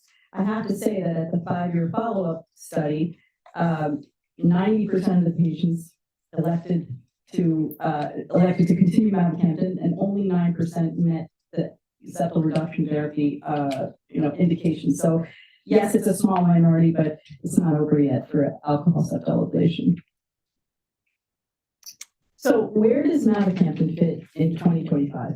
So we start with the diagnosis of obstructive HOCM, and if there's symptoms, the first line therapy is still beta blockers. That's without question, you would start beta blockers first.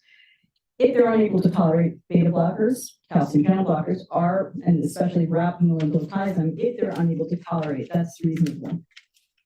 Now, if they're still symptomatic despite beta blockers, which I can tell you most people are, that's when you start to consider our other options. So we have myosin inhibitor therapies, mavacamten. Interestingly, disopyramide is still on here as a reasonable option once you're on beta blocker therapy. And then we also have septal reduction therapy with a bunch of little caveats here. Alcohol septal ablation only in centers that perform a lot of these where it can be safely done. And surgical myectomy only if a concomitant procedure is needed. So there's a role, a kind of ever shrinking role, but it's still out there.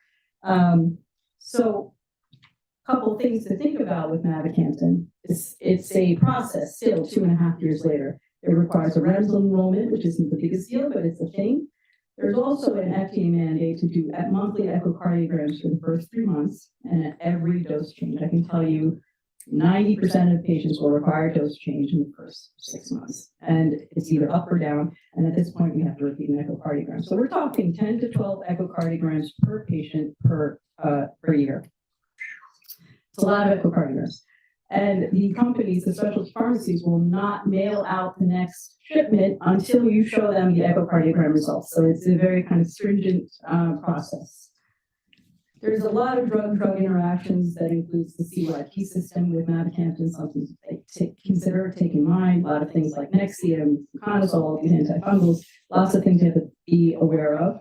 There's still an extensive pre-approval process in our clinic, which is a well-oiled machine at this point. It still takes about a month to get the drug. We start at 5 milligrams, and we have an option of increasing it all the way up to 15 based on the exercise Valsalva. So this is very important. We have to get that. So all these studies should be done with, not exercise, but just Valsalva as well, or exercise. And then another thing that we've learned is we're looking at these echocardiograms on a single day with therapy. if their blood pressure is 160/90, this will look vastly different than when their blood pressure is 100/60.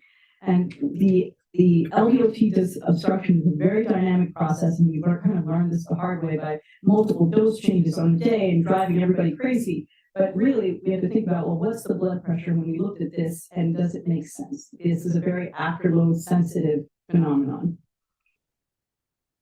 So I'll show you what we have here. So in our first 50 patients, we had baseline LVOT gradients of around 57, and with the Salva, 83.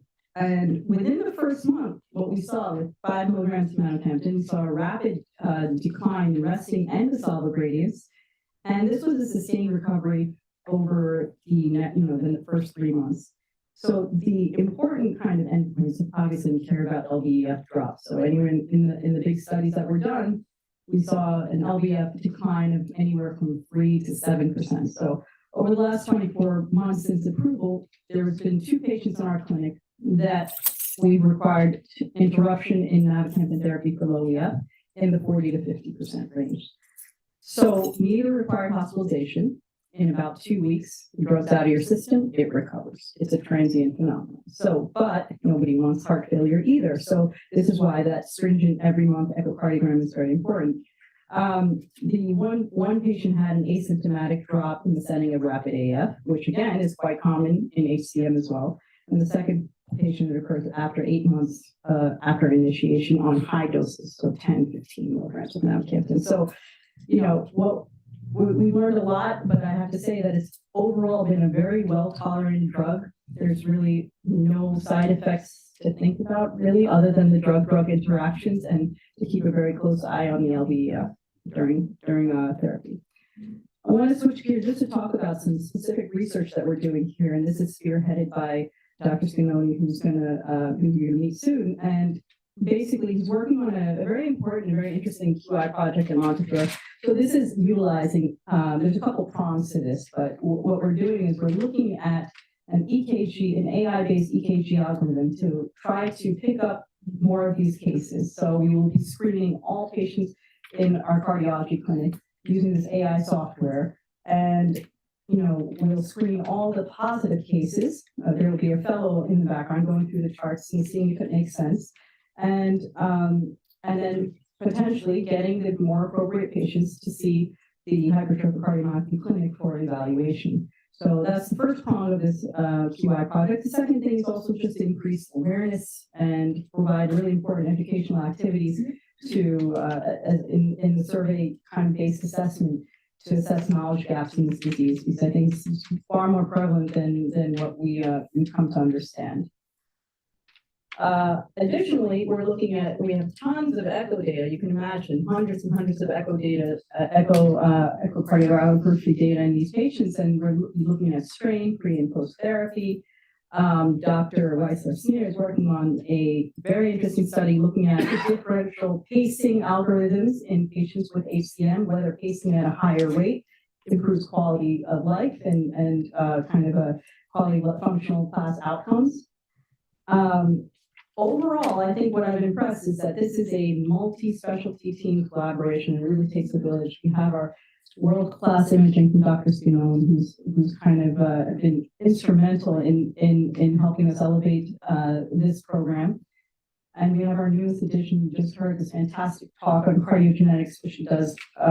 She does a lot of collaboration for hypertrophic cardiomyopathy as well, along with bringing her EP kind of expertise to the field. And again, although, Dr. Latif is still a very strong component of this on those patients that do require alcohol septal ablation, I have to say, over the last year, there's been a few cases where mavacamten wasn't possible for whatever reason, and alcohol septal ablation is a very tangible, still very relevant avenue for this field. And finally, when no one else can really help, here I am for transplant. So this is really a very kind of collaborative field, and I'm very happy to have these outstanding colleagues that are working towards this with me.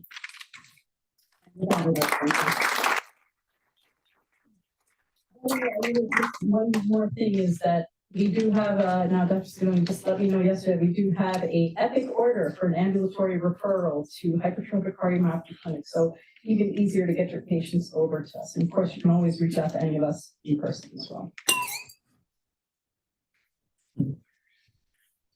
Any questions? One thing that I would just point out is that although we use kind of like the 15, and even if you see a patient with, 14 or 13, and we now know that the 15 is kind of like an arbitrary cutoff that we use, and it's good for our studies, it's, the defined criteria. But there is now new data, for example, from Europe showing that they can, using AI and MRI, basically, if you have a patient and you can imagine that a very short woman with a maximum wall thickness of 13, it's too much for her, and a very tall man with 15, it might be not too much for him. So don't get stuck to this 15 if you think about HCM and referring to the clinic. I would say, look more at how it is in relation to your patient. And as I said, there is no, I think we're going to be using it more. Now there is some formula from Europe looking at the Z score basically and not the 15 anymore. It hasn't been validated in the Bronx population, for example. It's Europe, they didn't use it. But just don't use the 15 when you think of maybe. If you have a patient with an LV wall out of context to the clinical scenario, so that's it, that's really it. Yeah, even if the echo lab tells 14, you can still refer him to us and we'll yes.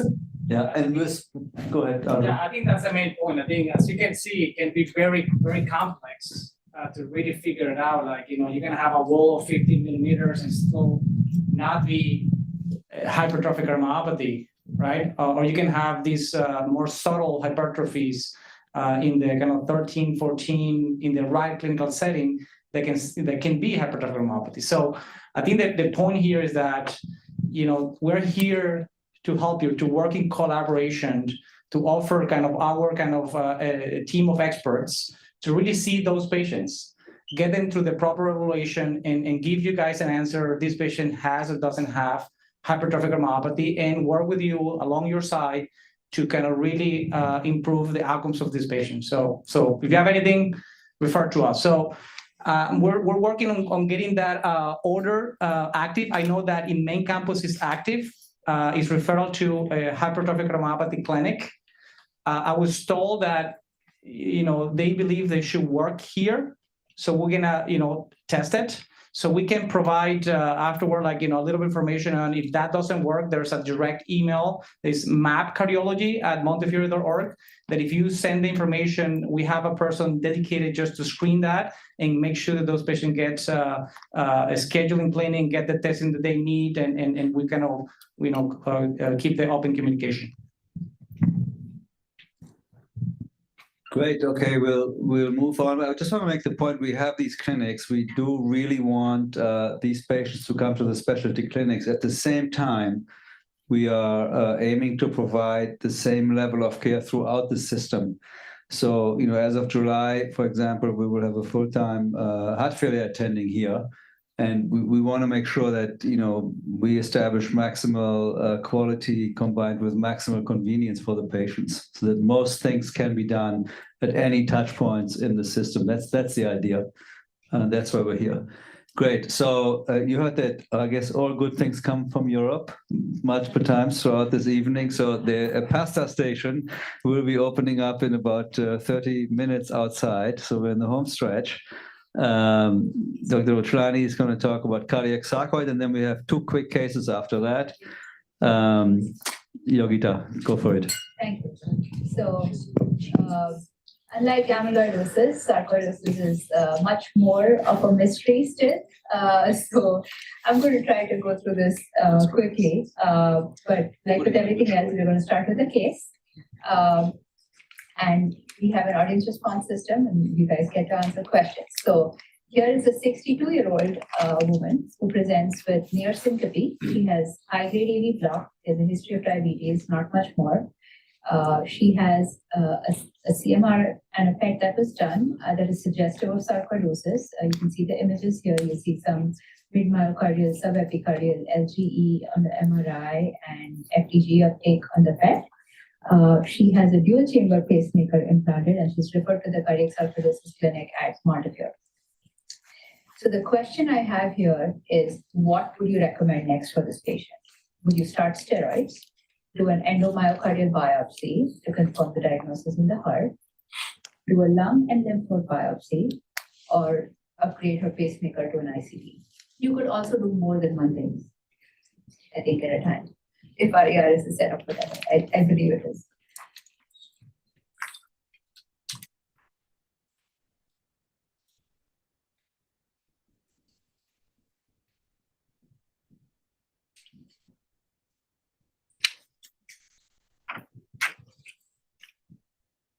All right, picking up. 11. All right, so let's move on to the answer. 30%, 36% will do lung and lymph node biopsy, and 36% will upgrade pacemaker to the ICD. Okay, well, we will go through the talk and hopefully these numbers will change at the end and I will tell you what happens with the patient.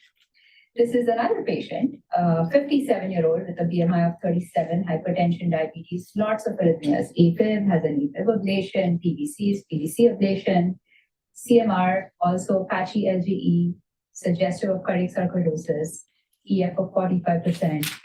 PET scan has lateral wall uptake with no perfusion abnormalities, no extra cardiac uptake. This patient was also referred to the cardiac sarcoidosis clinic. And the question here is, based on the 2024 AHA cardiac sarcoidosis scientific statement, how would you classify the diagnosis here? Is this definitely cardiac sarcoidosis? Is it highly probable? Is it probable, possible, or low probability of cardiac sarcoidosis? Wait till we get to 10, hopefully.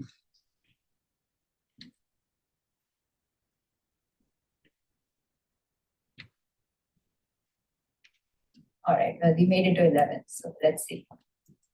Probable. Okay, so we'll talk about this as well. So here are my objectives for the talk. And before we get to the answers, let's talk a little bit about sarcoidosis. It's a granulomatous inflammatory disease of unknown etiology. It affects women more than men. It's a disease of middle-aged people, 25 to 60 years of age. So if you see somebody who's 80 or see somebody who's 18, they're unlikely to have sarcoidosis or less likely to have sarcoidosis. The prevalence is higher in certain racial groups, such as in the Northern European, African American, Afro-Caribbean, and Japanese populations.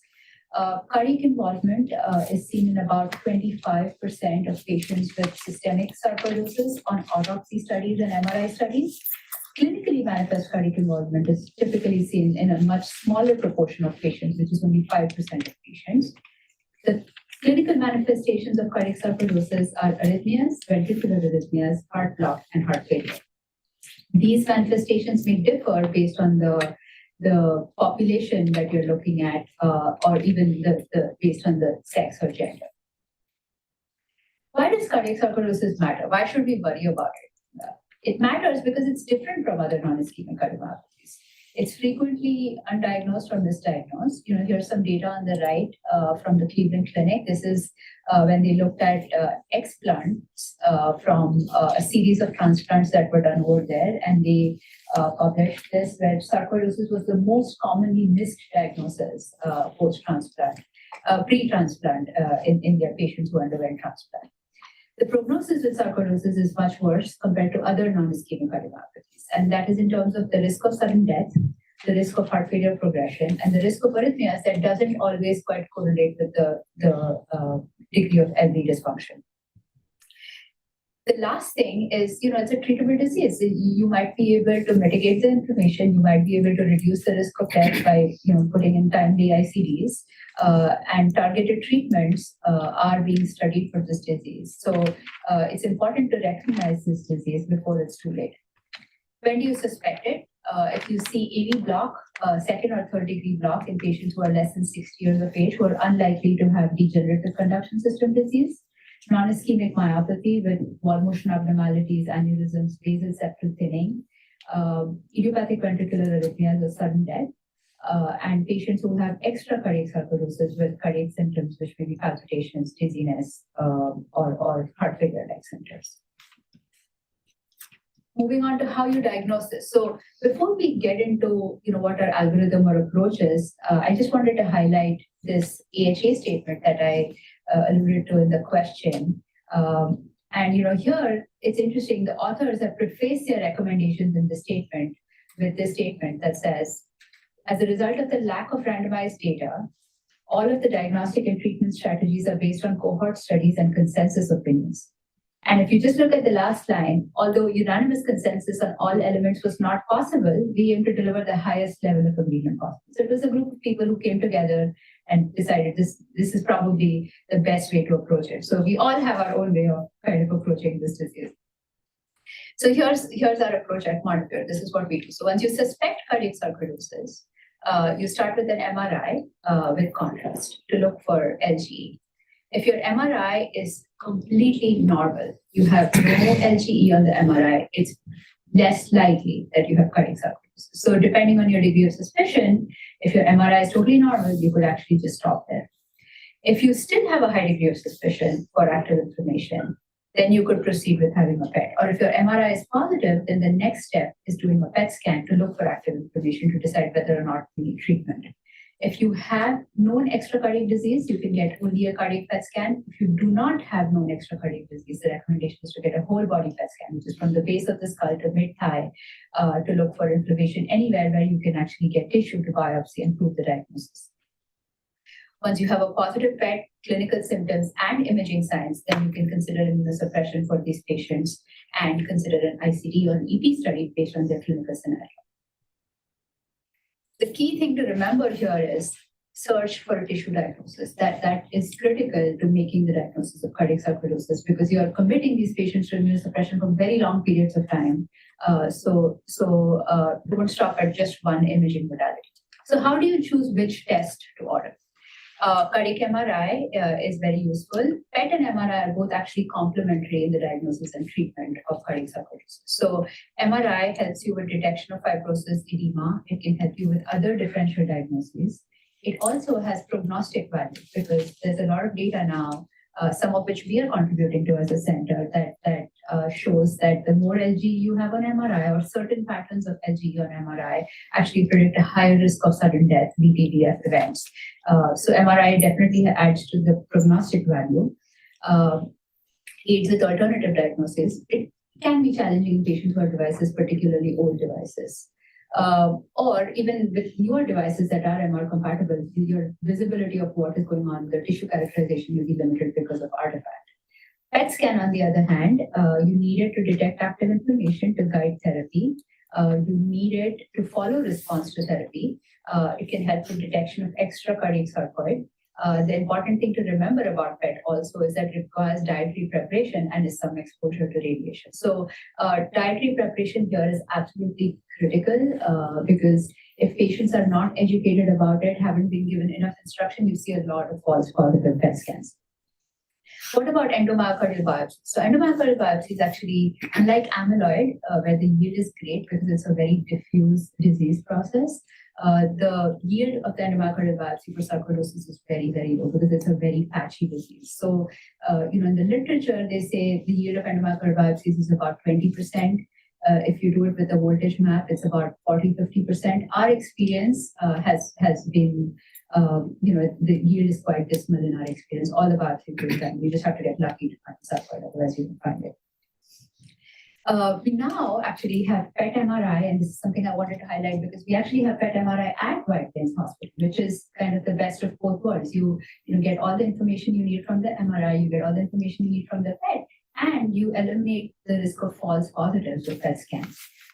If you can, correlate the imaging from both. This is a patient of mine who actually had a PET MRI therapy. The doctor, she can only share the images with me, where you see LGE in the lateral wall, you see FTG uptake in the lateral wall, you also see FTG uptake in the lymph nodes, and we were able to biopsy the lymph nodes, make the diagnosis, and treat this patient for sarcoidosis. This is just silly imaging. So how do you establish the diagnosis? Diagnosis requires three things. You have to have clinical manifestations, you have to have the imaging features on MRI and PET scan, and you have to have some histology that suggests sarcoidosis. The most commonly used criteria are the HRS criteria that put it into two buckets, which is definite if you have cardiac sarcoidosis based on histology in the heart, which is quite rare, or probable, which is extra cardiac tissue diagnosis of sarcoid with imaging and clinical manifestations of cardiac sarcoidosis. This is the Japanese criteria. The difference between the two really is the Japanese criteria does make a provision for isolated cardiac sarcoid, which is a disease that's a bit nebulous, and we are increasingly learning that overlaps with a lot of genetic cardiomyopathies and other things. So it's basically imaging findings plus clinical findings, but no tissue diagnosis anywhere in the heart or outside of the heart. And then there is the VASOC criteria, which is also very similar to the HRS criteria. This is what the AHA statement recommends. So definite is cardiac histology in the heart. Highly probable is extra cardiac with cardiac clinical plus imaging findings. Probable is just imaging and clinical findings, but no histology anywhere, and possible or low probability. So, correctly, most people selected probable for the patient that I presented, and he would fall in that category. How do you manage this disease? So treatment basically centers on two things. One is treating the inflammation and managing the clinical manifestations, which is heart failure or arrhythmias. The usual therapy for heart failure, guideline-directed medical therapy. However, the therapies for arrhythmias or the use of defibrillators slightly different. Just like HCM, this is a cardiomyopathy which poses an increased risk for ventricular arrhythmias. So the threshold for ICDs is lower in cardiac sarcoidosis compared to other non-ischemic cardiomyopathies. How do we treat the inflammation? This is a stepwise approach that we use. Steroids are first line. Then we use second line agents such as methotrexate or mycophenolate. If that doesn't work, we move on to TNF-alpha inhibitors or rituximab. I've never got into a JAK2 inhibitor so far. But the important thing here is all of this is based on expert consensus, case series, small studies that are published from single centers. None of this is based on any randomized clinical trial data. There is one randomized, the first and only randomized clinical trial going on in cardiac sarcoidosis right now, which we as MonteHeart are a center for, where we're randomizing patients to prednisone alone versus prednisone plus methotrexate upfront at a lower prednisone dose, given the toxicities associated with steroids, to see which treatment strategy actually works better. This is our approach to immunosuppression. We typically try our best to get a tissue diagnosis, as far as we can. Only in very select cases without a tissue diagnosis of sarcoidosis will we decide to treat people with immunosuppression for a long period of time. Start with prednisone, and increasingly, given all the side effects associated with steroids, we have adopted the approach of adding on a second agent much sooner than it was previously done. Previously, the traditional teaching was steroids for 3 months, and then if you get better, you can start to wean. If you don't get better, then you add a DMARD. But we're seeing that people don't tolerate steroids for 3 months. Their diabetes gets worse. They can't sleep at night. They feel terrible. And so increasingly, we've been adding a second agent much sooner and starting to wean the steroid much sooner. But essentially, this is a question that has equipoise. We don't know the answer to, and the randomized clinical trial is trying to answer this very question.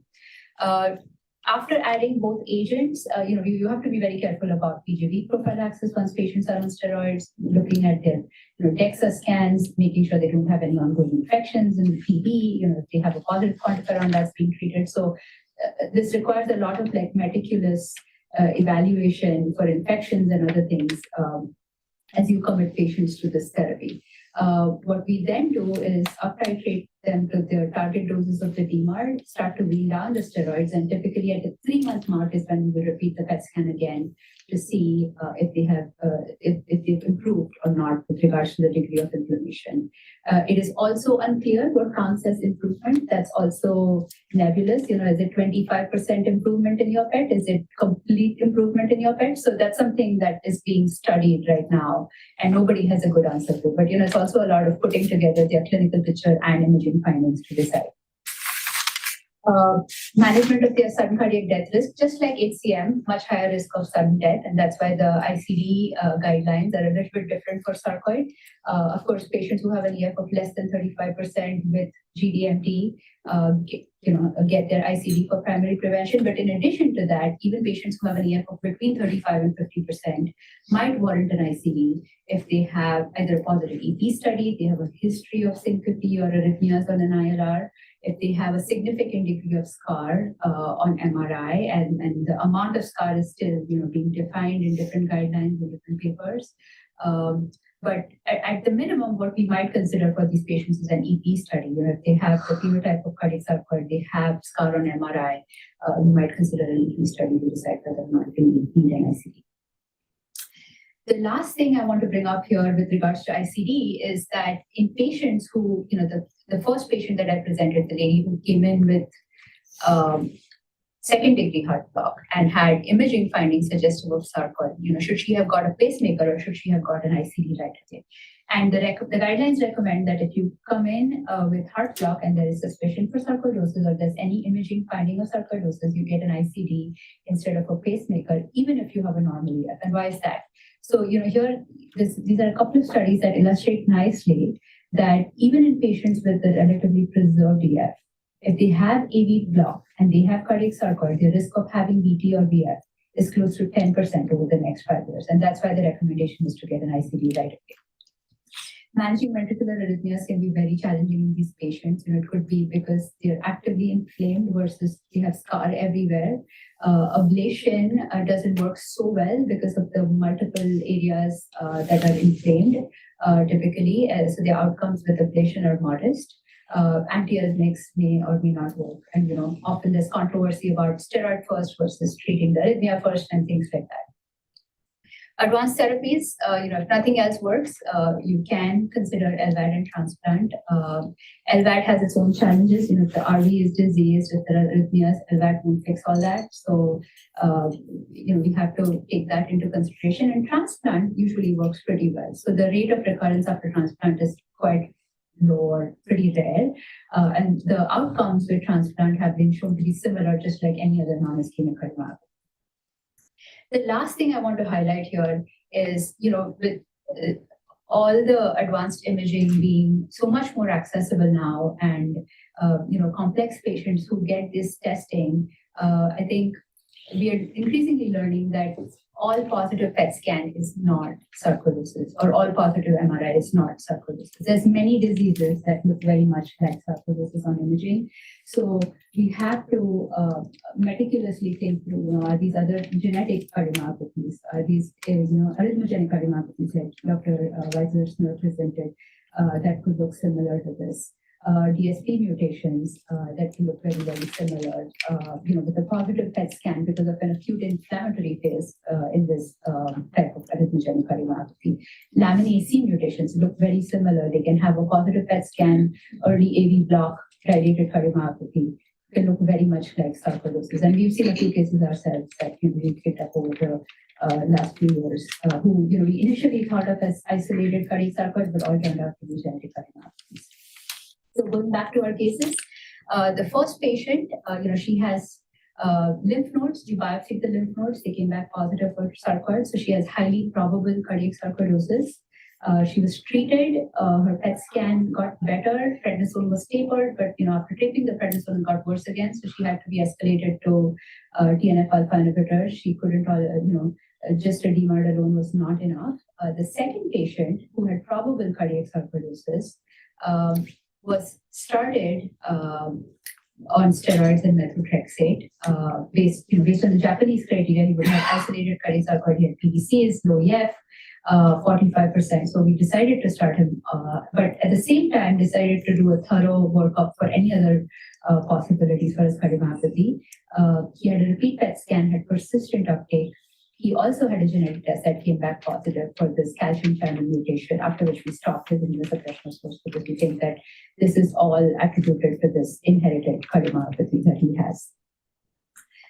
This is a little bit about our sarcoidosis team at MonteHeart. We do have, a great multidisciplinary team that I work with. We have cardiac imaging, Dr. Shinone is here. We have EP, Dr. Weiser is here, and some of our other partners. Genetics. We also have a good collaboration with pulmonary.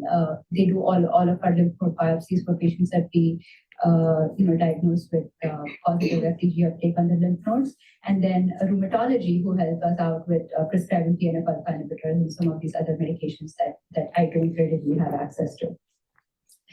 We're also working towards improving our understanding of the disease to help our patients better. So, we have a registry of sarcoidosis patients at MonteHeart. We're contributing to this multi-center MRI database, which is looking at predicting the risk of sudden death in patients with MRI findings of sarcoidosis.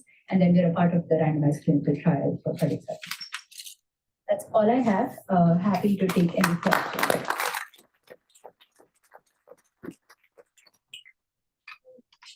The patient that you just shared, patient B, in that with the genetic mutation, do you put ICD in him? He already had an ICD actually, because he had PVC ablation before. I think he had a positive EP study at some point. Can you speak louder? We can't hear you. He already had an ICD because he had PVCs and a PVC ablation before and a high suspicion for cardiac sarcoidosis. And I think he had a positive EP study. So even before he saw me, he had an ICD. But he didn't have sarcoidosis, just the genetic. He had, yes. Yeah. Great. We're in the home stretch. If we had a few people that's supposed to be on the panel. We're now on to 2 cases. This is Shinone or Skinone? Skinone. Skinone already was introduced. Is our master imager. Jim Torres already introduced himself. Does the amyloid clinic at the Hutch. Sunday I spoke. Mark Weiser, everybody here knows, electrophysiologist here, also doing the genetic work here at White Plains.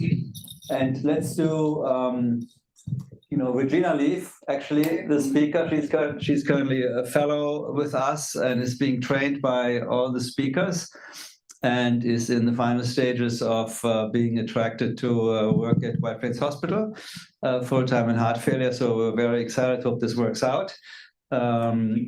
And Regina is going to just go through a few cases, and you can kind of wing it with the panel here, a little bit interactive, and maybe questions from the audience if you have any. Regina, go for it. Thank you so much for that introduction. Thank you everyone for coming. We're going to go through some clinical cases that will hopefully tie together a lot of the points that we learned about this evening. We want it to be interactive with all of you, so keep your phones handy with the Slido app. I'll present a case and then pose a question that you guys will answer, and then we'll pose it to the panel as well. So our first case, we have a 66-year-old African-American male with a history of a non-ischemic cardiomyopathy, EF of 30%, as well as AFib and flutter, for which he underwent ablation. He has normal vitals, he's on GDMT, and he's on Epixaban for anticoagulation because of his atrial arrhythmias. He is overall feeling well, no signs or symptoms of heart failure, no neuropathy. He did undergo genetic testing and tested positive for the TTR mutation with the valine isoleucine substitution. Has a twin sister who has heart problems that are unclear and has an adopted son. So the question, what is the next step in managing this patient? So this is the therapy choice, right? Patient is known to have heart failure and has a genetic mutation. So what is your first choice here, or you need something else? That's the big question. We're going to cut this at 12:14. Oh, very good. People are eager to participate again. Maybe we'll delay the pasta. Okay, anybody on the panel? Do you want to weigh in on this? Most people want further testing. Very good. Symposium successful. Regina, you want to just resolve this? Aldo, actually, yeah, very good. Here you go. Yeah, I guess, I mean, the theme today has been like, you need to kind of combine phenotype and proof that you have disease. I think at this point we have a genetic testing and we have a cardiomyopathy, then we need to link it. We need to make sure that the deposition in the heart is actually from amyloid and is causing this presentation. One point that I really want to make here is that the traditional thinking is that amyloid present with normal EF, and that's for the most part. You might have like this mildly decreased LVEF with the typical like thickening of the walls and the apical, sparing pattern. But you can also see lower EF. So you still have to have like a high index of suspicion, especially in patients that look like thick walls with lower EF. So the idea of getting the non-ischemic cardiomyopathy and just move on, from a EF of 30% needs to stop. We need to really look into all the potential causes. Okay, outstanding. So patient didn't have proven amyloid, so don't treat them with anything. First, make the diagnosis. Absolutely. So as we learned in Dr. Arslani's presentation, a phosphate scan is the best way to confirm that there is in fact cardiac amyloid. So just a quick example, the top over here is what a positive scan would look like. So the myocardium has greater uptake than the rib cage, and on the SPECT you see that there's deposition within the myocardium. As opposed to a negative where you have normal uptake in the rib cage and no uptake in the heart. And on the SPECT, it's really just limited to the blood pool, not in the endomyocardium. All right. So moving on, our next case is Just a couple of comments. I think remember excluding the blood dyscrasia, right? It's important because 20% of patients with AL can have a positive PYP. So that's very important. And I think I want to emphasize the importance of the SPECT that Dr. Rochlani already mentioned. But I mean, nowadays, just doing planar imaging, where you can see the image, you could go back to the imaging to the left, where you can see the contralateral. So that could be tracer all in the blood pool. And you can falsely call that positive, and because you don't know if it's in the myocardium or it's in the blood pool. So it's very important that you confirm with SPECT, and you need to have SPECT technology within your, whatever you're testing, and here in White Plains or wherever you do it, that is actually in the myocardium. Don't just go by planar only. Chop. All right, so our next case is a 74-year-old male with HFpEF. His echo shows biventricular hypertrophy with preserved function by atrial enlargement. He had a PYP scan that was positive for cardiac amyloid and genetic testing positive for the TTR mutation. A little bit hypertensive on tafamidis, losartan, and furosemide.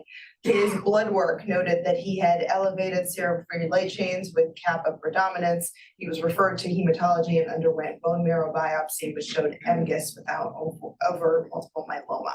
So what is the next step in managing this patient?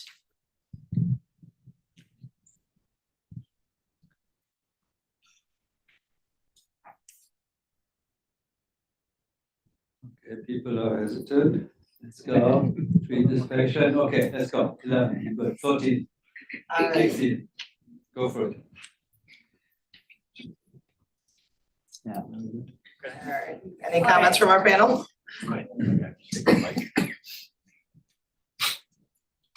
So you have to be careful when Dr. Yordi's monitoring a session. The answers usually get a cardiac biopsy. So this is the scenario that's relatively common, I would say, where everything would lean towards him having TTR cardiomyopathy, but he does have a monoclonal protein. So it is plausible and it's possible that he has light chain disease. And it's possible that he has both varieties. So as I saw the case there, I think here you want to confirm exactly what kind of amyloidosis the patient has before you commit them to potentially toxic and quite expensive therapies. So the one thing I want to add is the interesting thing about light chain disease also is, if you look at the literature, 20 to 40% of patients with ATTR amyloidosis can have some kappa lambda abnormality.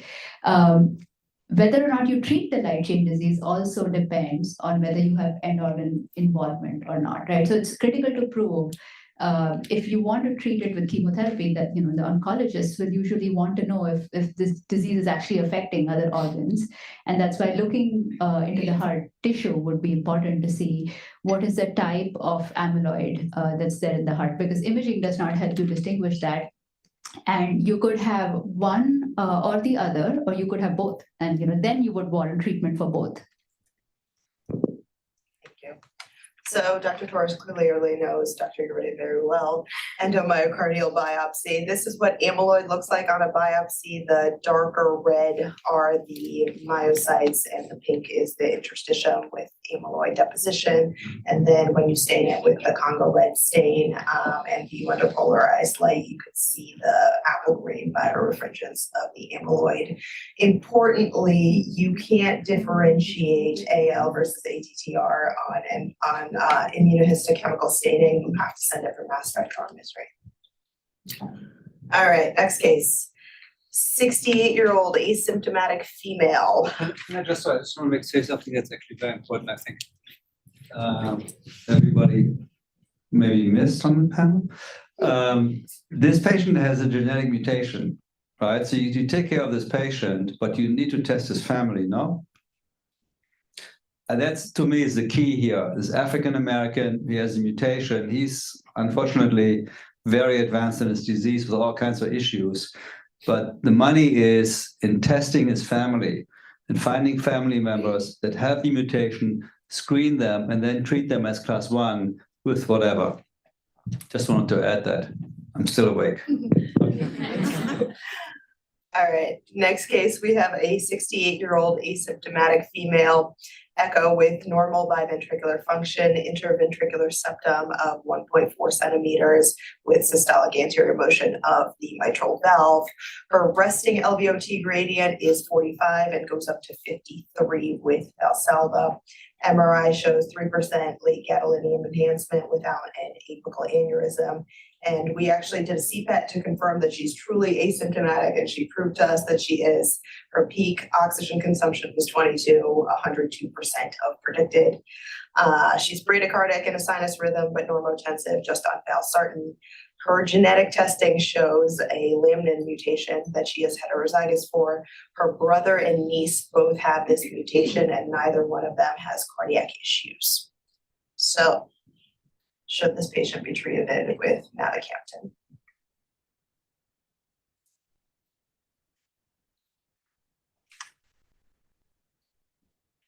Did you say he's asymptomatic? I missed that. Correct. Asymptomatic? Asymptomatic. What is the MRI showed on this patient? 3% late gadolinium enhancement, no apical aneurysms. All right, so you really, hold on. Yeah, so you actually hit the nail on the head. The important point here is that our 68-year-old female is asymptomatic, and all these trials that Dr. Murthy mentioned were in symptomatic patients. I'm curious from the panel if you would ever treat an asymptomatic patient with mavacamten. I think that's the future. Nowadays, I wouldn't, but I think we have now data to show that it can even result in regression of the hypertrophy, some animal data on carriers to show that it can prevent the development of the disease. So I think that will be the future, not yet. So far, I only treat symptomatic patients, but I actually want to make sure that they are symptomatic, that they are asymptomatic. So a lot of the time you'll find patients that are, oh, I'm fine. It's like AFib, they're fine. You do cardiopulmonary exercise test, for example, and then you see that they're not really asymptomatic. They just adjusted their lifestyle. So absolutely, I want to make sure that they're really, really asymptomatic. One thing that I would say also, before you think about if they are symptomatic, or if you have a gradient before thinking about mavacamten, even though I love I use it, it's a miracle, this drug, I have to say, for symptomatic patients. But first, eliminate things that would worsen the obstruction, such as valsartan. So that's the first thing that I would do, because that is a vasodilator. It can basically worsen the obstruction. The other thing here is that, of course, you put lamine, so I think that's a little bit like whether we would give a myosin inhibitor to someone with a lamine mutation, that's a whole other discussion. I think that's I personally wouldn't, but generally speaking, I think the future for sarcomeric HCM, in the future, we will probably start it, but not now, like mavacamten for asymptomatic, but not now. All right. Last case, 67-year-old female with HCM, echo with normal biventricular function, interventricular septum of 24 millimeters, systolic anterior motion, resting gradient of 66 going up to 97 with Valsalva, MRI with minimal late gadolinium enhancement and no apical aneurysm. Normal vitals, only medication is verapamil, extensive family history of sudden cardiac death in a grandmother at age 40, a mother at age 30, and a cousin, 4 siblings that are healthy, 2 children that are healthy, and a son with a normal echo. Genetic testing with no clinically significant variants. So in addition to initiating mavacamten, what is the next step in management?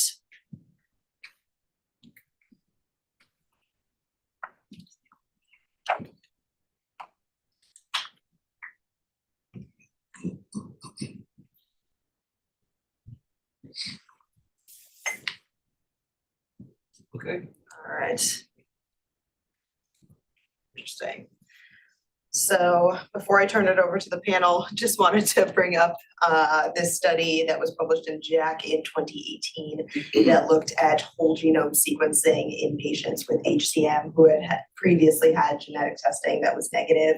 And I want to point out that in 20% of them, whole genome sequencing did identify a genetic culprit of some kind that had been previously missed.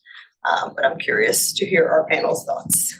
Yeah, I'll start with what the guidelines says, and then of course, and I will kind of really dive deep into this. But I mean, the current guidelines recommend that you do targeted gene testing for the sarcomeric genes. However, they say that that's a first year, and you should consider if those are negative to get to kind of exome sequencing or whole genome sequencing for higher yield. You have to be careful, and you have to do it in the right setting, because then you might get non-specific kind of findings or more kind of that might be hard to interpret. So I'll kind of pass to that to really kind of elaborate and kind of dive deep into that and why is that the case. The other thing that I want to point out is that a lot of criticism was put out there from the guidelines that had to kind of learn to collaborate in terms of the peer reviewing, that why not to expand the genetic testing to not only sarcomere mutations, but to do the entire spectrum of hypertrophic cardiomyopathies kind of phenotype, Fabry's and so on. The guidelines, the way I address these is that, I mean, if you do have a suspicion that this could be something different than hypertrophic cardiomyopathy, maybe a male with early renal disease, and you're thinking maybe Fabry's, and you kind of do a little bit of your 3-generation family history, and that could be a consideration, then you can expand your genetic testing to not only include sarcomeric mutation, but also to expand to other potential variants that could be seen in hypertrophic phenotype. So I think those are the 2 points I want to make from the guidance. First, I'll talk about the fact that she had, if you have LVOT obstruction and genetic testing is negative, you can still use mavacamten. It's not, although the mechanism is basically, it's a myosin inhibitor, so you would think that they need to be genetically positive. But you can treat basically HCM patients that are negative, so they don't have to carry a sarcomeric mutation to be eligible for mavacamten. There are some sub-analysis showing that probably genotype positive patients respond a bit better, but also negative patients respond well. Whole exome or whole genome, what I would say is that my personal experience is it's not as high as the paper, to be honest. I usually use it if I have more than at least 2 affected family members. I think that if you have only one, you get so much information there. You find so many variants that you just don't know what to do with them. So the more affected family members that you have, the yield is higher. And I usually reserve it for families, not one individual, because again, the family history it's very concerning. And I think it's worth doing, but again, the yield is higher when you actually have several affected individuals, because the background noise is a lot. I think that it's not just the whole exome or genome. The whole genome doesn't look just at other genes that are not in the panel, but it uses different technologies. So sometimes we find deep intronic. So we find basically mutations in the genes that are included in the panel that we would otherwise not find. I think now some labs actually include intronic, so it's getting better. But that's what I would say.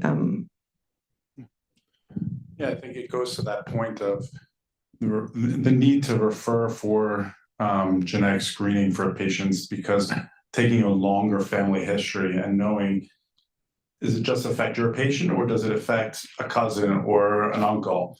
I think that will help tailor how genetic testing is done. Because my experience has been if it only affects one individual, it's the same thing.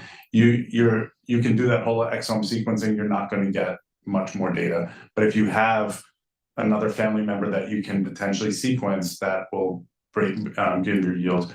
And the other question of that addressed an ICD. It's hard based on just this to know exactly whether they would qualify, or it would probably be a 2A, 2B recommendation. But with that family history, although she's on the older age of 67, but an ICD is something that may need, with a Holter, or depending on her burden of PDC or non-STIMI-T. I have one last thing to say. Verapamil. Calcium channel blockers such as verapamil, if the gradient is very high, I wouldn't use it. It's actually even a class 3, it was in the older guidelines, if the gradient is greater than 100. I can tell you that when I trained in London, we used to admit patients before we started them on calcium channel, because we've seen cases where the gradient actually went up. So I usually, for example, for this patient, I would choose not to use verapamil. This is a side note about LVOT obstruction. And the last thing that I would say is that we know that in older patients with HCM, some of them it's non-familial HCM. And now that we are talking about maybe doing, if you have an elderly patient with diagnosis of HCM, negative genetic testing, you screen all the family members one time. If you find no other family member that is affected, you can basically screen them you can basically screen them every 5 years or so. Some people say even just one time is enough, because we know that there is probably familial HCM also. I think we've arrived at genome sequencing from diuretic protocols. I don't think we can go any higher. So I just want to thank all the speakers, the panel. Great job. I want to thank Dr. Masala, who helped preparing all the presentations, and shall be a resident at MonteHeart, unless I have to tear it down next year. Anybody who's coming, evening symposium, I have to say I'm very proud, incredible expertise here. The bench is very deep. This is the highest level. And I just want to make one last point. We really, with the centers that we're building, we need the patient to be a part of the center. Sarcoid, hypertrophic cardiomyopathy, amyloid, for us to continue to learn as much as possible and be in trials and provide the cutting edge. We have no interest to take the patient out of your practice. We really just want to assist in the management, and then we do as much management as you see fit. I'm speaking to the referring cardiologist now, obviously. That's, I think, a critical point. And I think that's it. People on Zoom, there are still a few Zoom warriors out there. Thanks for hanging on. And yeah, Adaya will have the last word, I think. It's Even if you refer patients for HCM and we start them on mavacamten, they can still have the echoes with you. They don't need to have their echoes at Monte. It's a long travel for them. Absolutely, they can have the echoes locally, by the way. Great practical point. Very important to say that. So I'm just going to say thanks, everybody. There's some light dinner outside. Have a drink outside. Thank you for coming. Thanks, everybody.